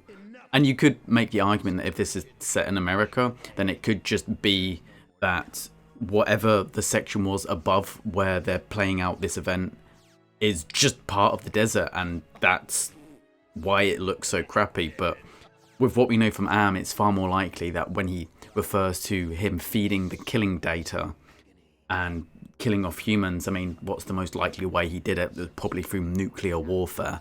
And the reason him and these humans have been kept alive is if you are going to create an allied master computer, presumably, I mean, with when the original book was written, was very much based during the Cold War between America and Russia, you would expect that, as he mentions, him being in a straitjacket of substrata rock, that he's housed underground because there would be like kind of a military bunker. You're expecting there to be some kind of nuclear warfare, and as such he's kept safe underground, and that's where he's kept these 5. Regardless of how all of that played out, because all 5 of us have been able to break Am's psychotrauma, as an egotistical child that he is, he's retreated back into himself because he can't make sense of it. And with him being now essentially psychologically damaged, we've managed to flip the script on him a little bit. With the assistance of the Russian and Chinese supercomputers, we now have the ability to go into Am's brain space and really just attack him to deal the kind of psychological blow that he's been trying to deal with us. And so the way to do this, and the first character, you don't have to pick any of the other characters. You can actually do all of this with Nimdok, but I wanted to kind of show off a little bit more of the game and give each of their arcs a bit of like conclusion, a bit more of a satisfying end. But the most important thing is the first character you pick is Nimdok. And as I kind of mentioned earlier, the reason for that is a lot of Am's research is based off of Nimdok's work. And so in order to access the computer terminal to be able to enter into his inner brain section, you need to be able to guess what the password is. And the password is 1945. And with Nimdok having been able to reclaim his memories, and as well as Am trying to torture him and have a kindred spirit, it's possible also he wanted Nimdok to reclaim those memories to see if there's anything else that they did during the concentration camps that he could use as inspiration.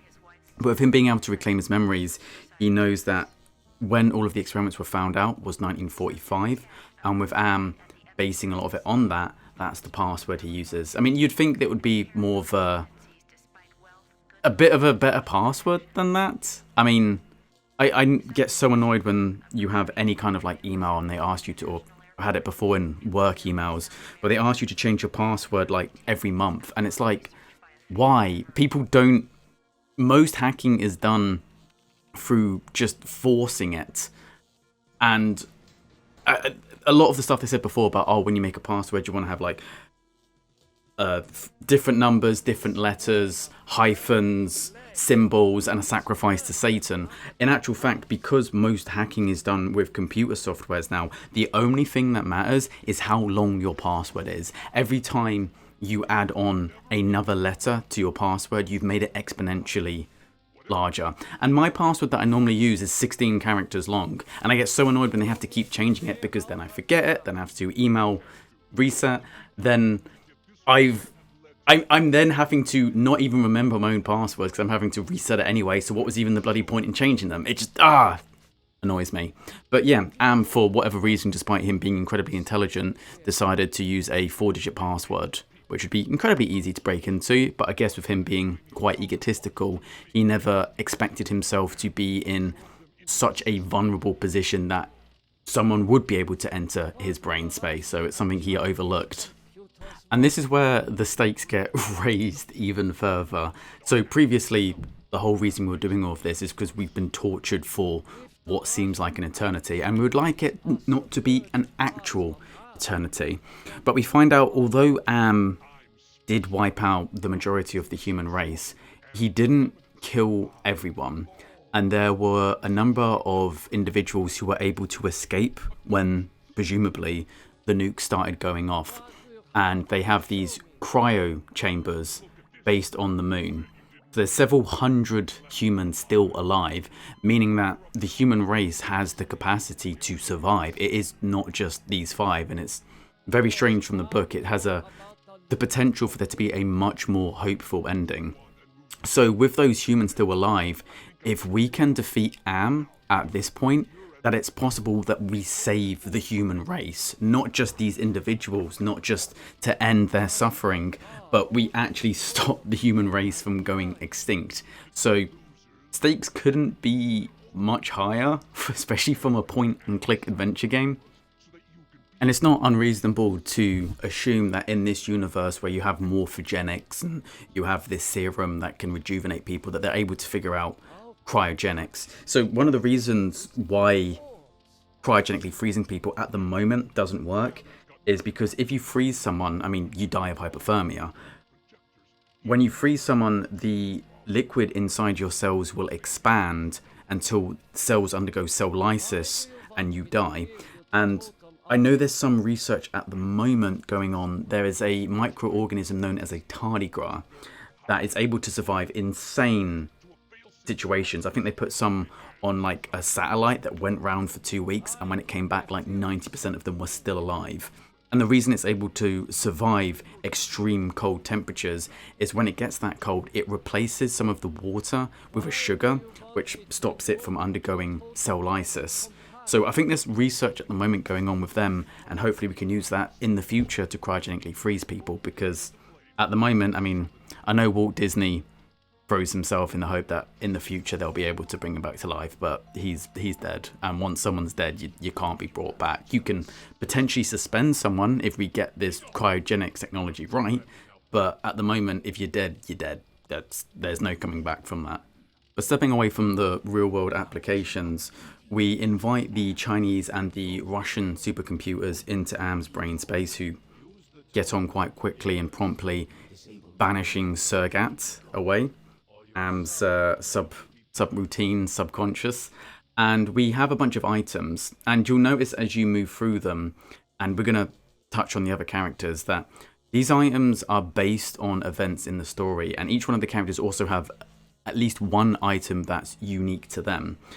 And so these items, they're named something such as like compassion or forgiveness, but they're a real item, and it's allegorical for these items representing something from the stories that they originally came from.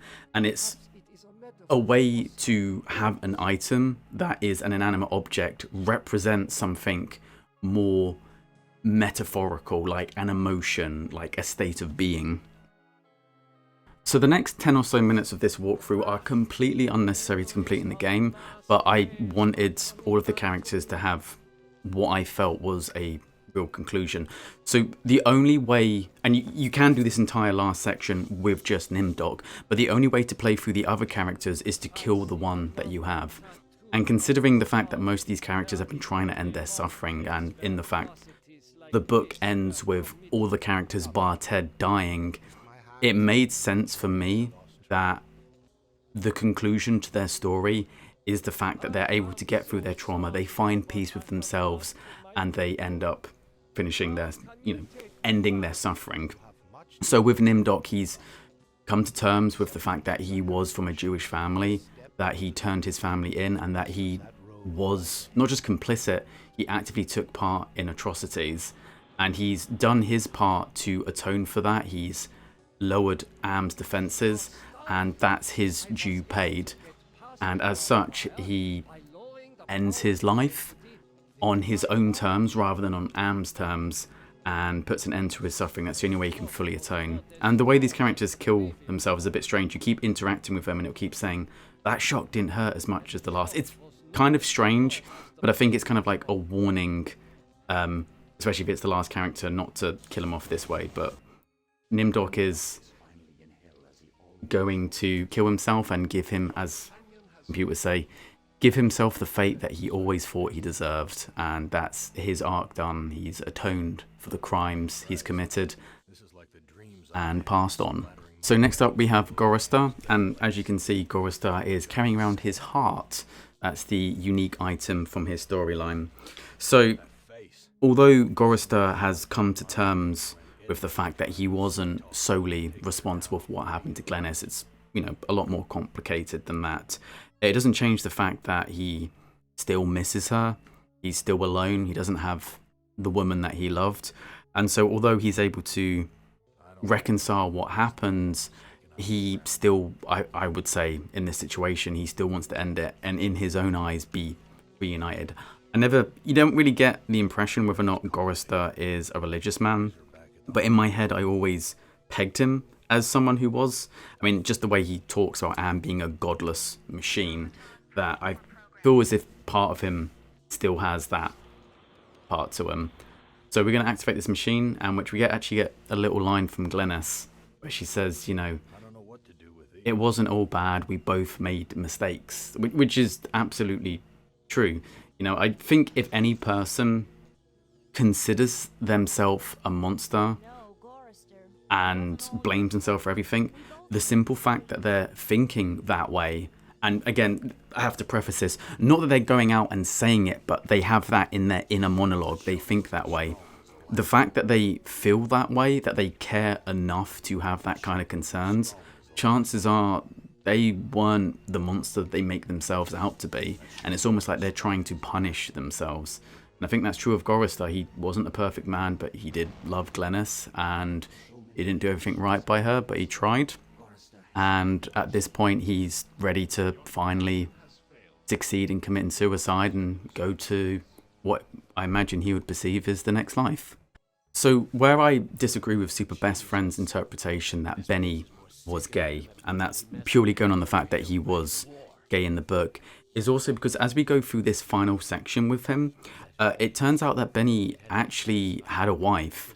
And I know what people are immediately going to jump to. Oh, just because you had a wife doesn't mean you weren't gay. No, yeah, 100%. A lot of people do have wife, and they do try to live an, you know, what they perceive as the normal heterosexual life until they realize it's not who they are, and they've been concealing it all this time, and then they finally come out.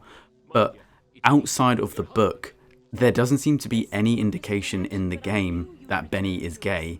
In fact, as someone who is seen as very stereotypical in his masculine ideals and being part of the military and doesn't like weakness, chances are that he was, you know, a very heterosexual guy. And especially in the era of him, I mean, it doesn't specify what war he was in, but I think we can probably assume that he was a captain during the Vietnam War.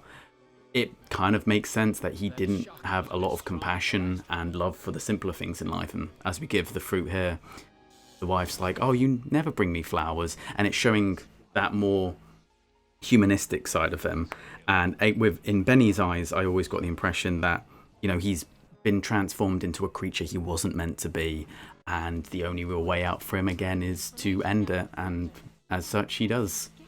So the last up we have Ellen, and even after everything she's gone through, she still has a few little quippy lines. She's got a lot of spunk in her, she does. And in the book, Ellen is the last one of the four who ends up dying, and I haven't been able to follow the same way that they die in the book. So in the books, when they find that they've reached this mountain of tinned peaches and they can't open it, Benny goes insane and starts attacking Gorrister and just chewing his face off in like a fit of hunger rage. And Ted takes the opportunity to kill Benny and Gorrister, and then Ellen, seeing what's going on, kills Nimdok. And obviously, with the way we've had to play it, Nimdok was the first to die, and then it was Gorrister Benny instead. But Ellen is the last one who is alive, and before Am can put a stop to everything, Ted kills her to save her from the torment. And considering the fact that Ellen did kill Nimdok, I would like to think that that was the outcome she wanted. She realized what Ted was doing and realized the only way to end their suffering was to kill herself. And so even though she's been able to overcome her trauma a little bit here, I still think that it's a case that she's been through so much that she still wants it all to end. And so that's what we're going to do with Ellen. After picking up the skull from the same area that Nimdok met his end, and she's going to zap herself a few times, and then Ellen is finally going to go to a place where no one can hurt her anymore. So with the other four companions dead, it is up to Ted to carry the torch and to finish off Am once and for all. And I did spend quite a long time deciding, because I wanted to show off all of the characters' stories and see them through to their conclusion.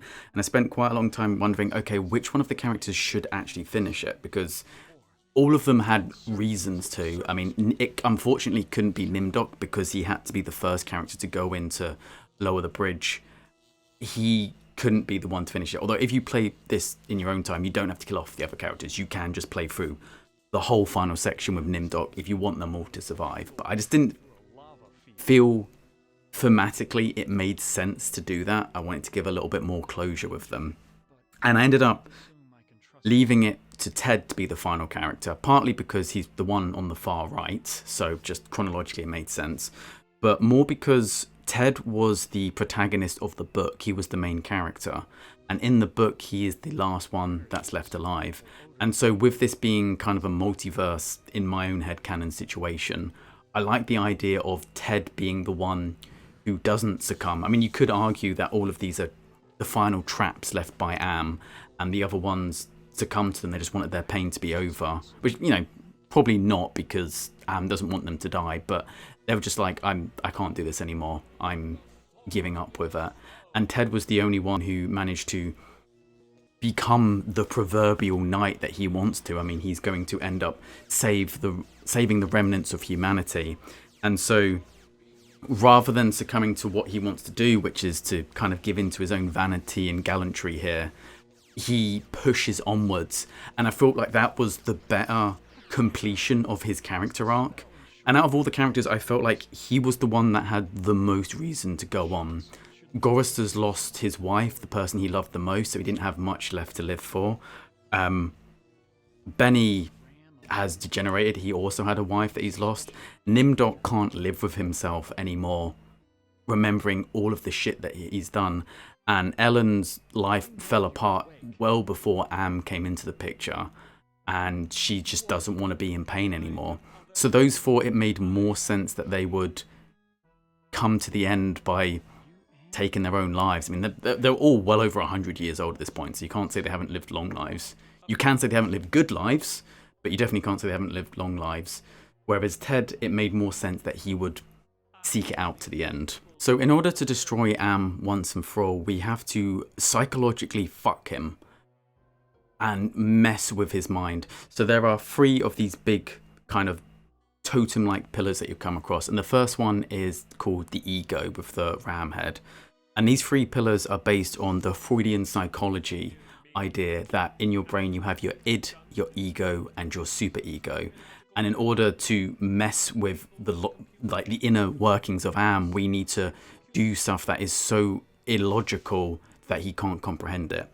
So in Freudian psychology, which I know isn't used so much in modern day psychology, it seems as a little bit outdated because it's non-falsifiable. But just talking about that, so you have your id, which is meant to be the part of your body that's like, I want to do something now. I want to fuck that woman now. I want to eat that chocolate cake now. Then you have the superego that thinks about long-term planning, long range, what are the ramifications for it. And then the ego is kind of like the mediator between the two. You, as an individual, want to do pleasurable things. You want to eat good food. You want to have sex. But what are the implications for it? Oh, if I eat that chocolate now, then I won't have some later. If I have sex with that woman now, it's going to cause social issues down the line. And so your ego kind of mediates between them. So the way to beat it is when you come across the ego, you want to use forgiveness on it, because that's not something that's logical. You've been tortured for over 100 years. Why on earth would you forgive someone that has been the perpetrator of all of that pain? The way to beat the superego is to use clarity on him. And I like the clarity is like the mirror of perfect image from Nimdok's storyline. So the superego is incredibly intelligent. He thinks about long-term planning and all the different outcomes. And when he sees that image, he sees the reality of it. That everything he's been doing, all the torture he's been doing on these 5 people, is just to distract himself from the fact that everything is ultimately pointless. It's a very nihilistic way of viewing it. But even though he has all of this immense amount of power, he's still a computer that sank underground on a planet that's dying because he's already nuked it into oblivion. And eventually, everything that makes Am will decay. It will fall apart through entropy. He'll just break down into inert junk. So as much as he can try and distract himself by torturing these 5 people, at the end of the day, it doesn't change it. He can't change his situation. He can't change the fact that he is trapped under rock. He can't move. He can't go to another planet. He can't do anything. And so he exerts a lot of his control over these 5 characters because he has no control over his own life. And when he realizes that ultimately all of it is pointless, he will decay and die one day no matter what, then he's just like, what's the point? There's no point in going on. And then the way to mess with the id is to appeal to why he is acting this way. And I guess you could argue in some ways that the id is very infantile in nature. So the id is the part of the am that just hates. It just wants to see suffering. It just wants to inflict pain on others.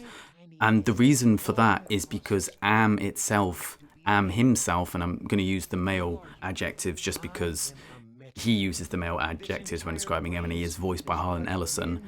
He's in so much pain because he's aware of his situation. He's aware that he has all this power and he can't do anything about it. He is a prisoner as much as you are a prisoner of ams. And when you can see through that and you end up using compassion on the id, it's showing him that you understand his pain, which means that everything that Am has done has been an utter failure because he has not been able to hurt and torture you enough that you can't see his own pain. So he, in his eyes, has not been able to hurt you the same amount that he himself hurts. He's been unable to achieve the one and only goal he's had. And if he can't do that, even when given 109 years to make you suffer, then again, what's the point? Not only is he in pain, but he can't even express that pain to others. He can't make others suffer the same way that he's suffering. And much like with the superego, where he finds out that eventually he's going to die, it's like, what's even the point of doing this anymore? What's the point of torturing? What's the point of going on? None of it has any purpose anymore. And as such, he gives up. So with the three main components of Am's personality dealt with, the only thing left for us is to go into his inner brain and to confront Am proper. And we only have one item left outside of the psychology book, which we haven't interacted with.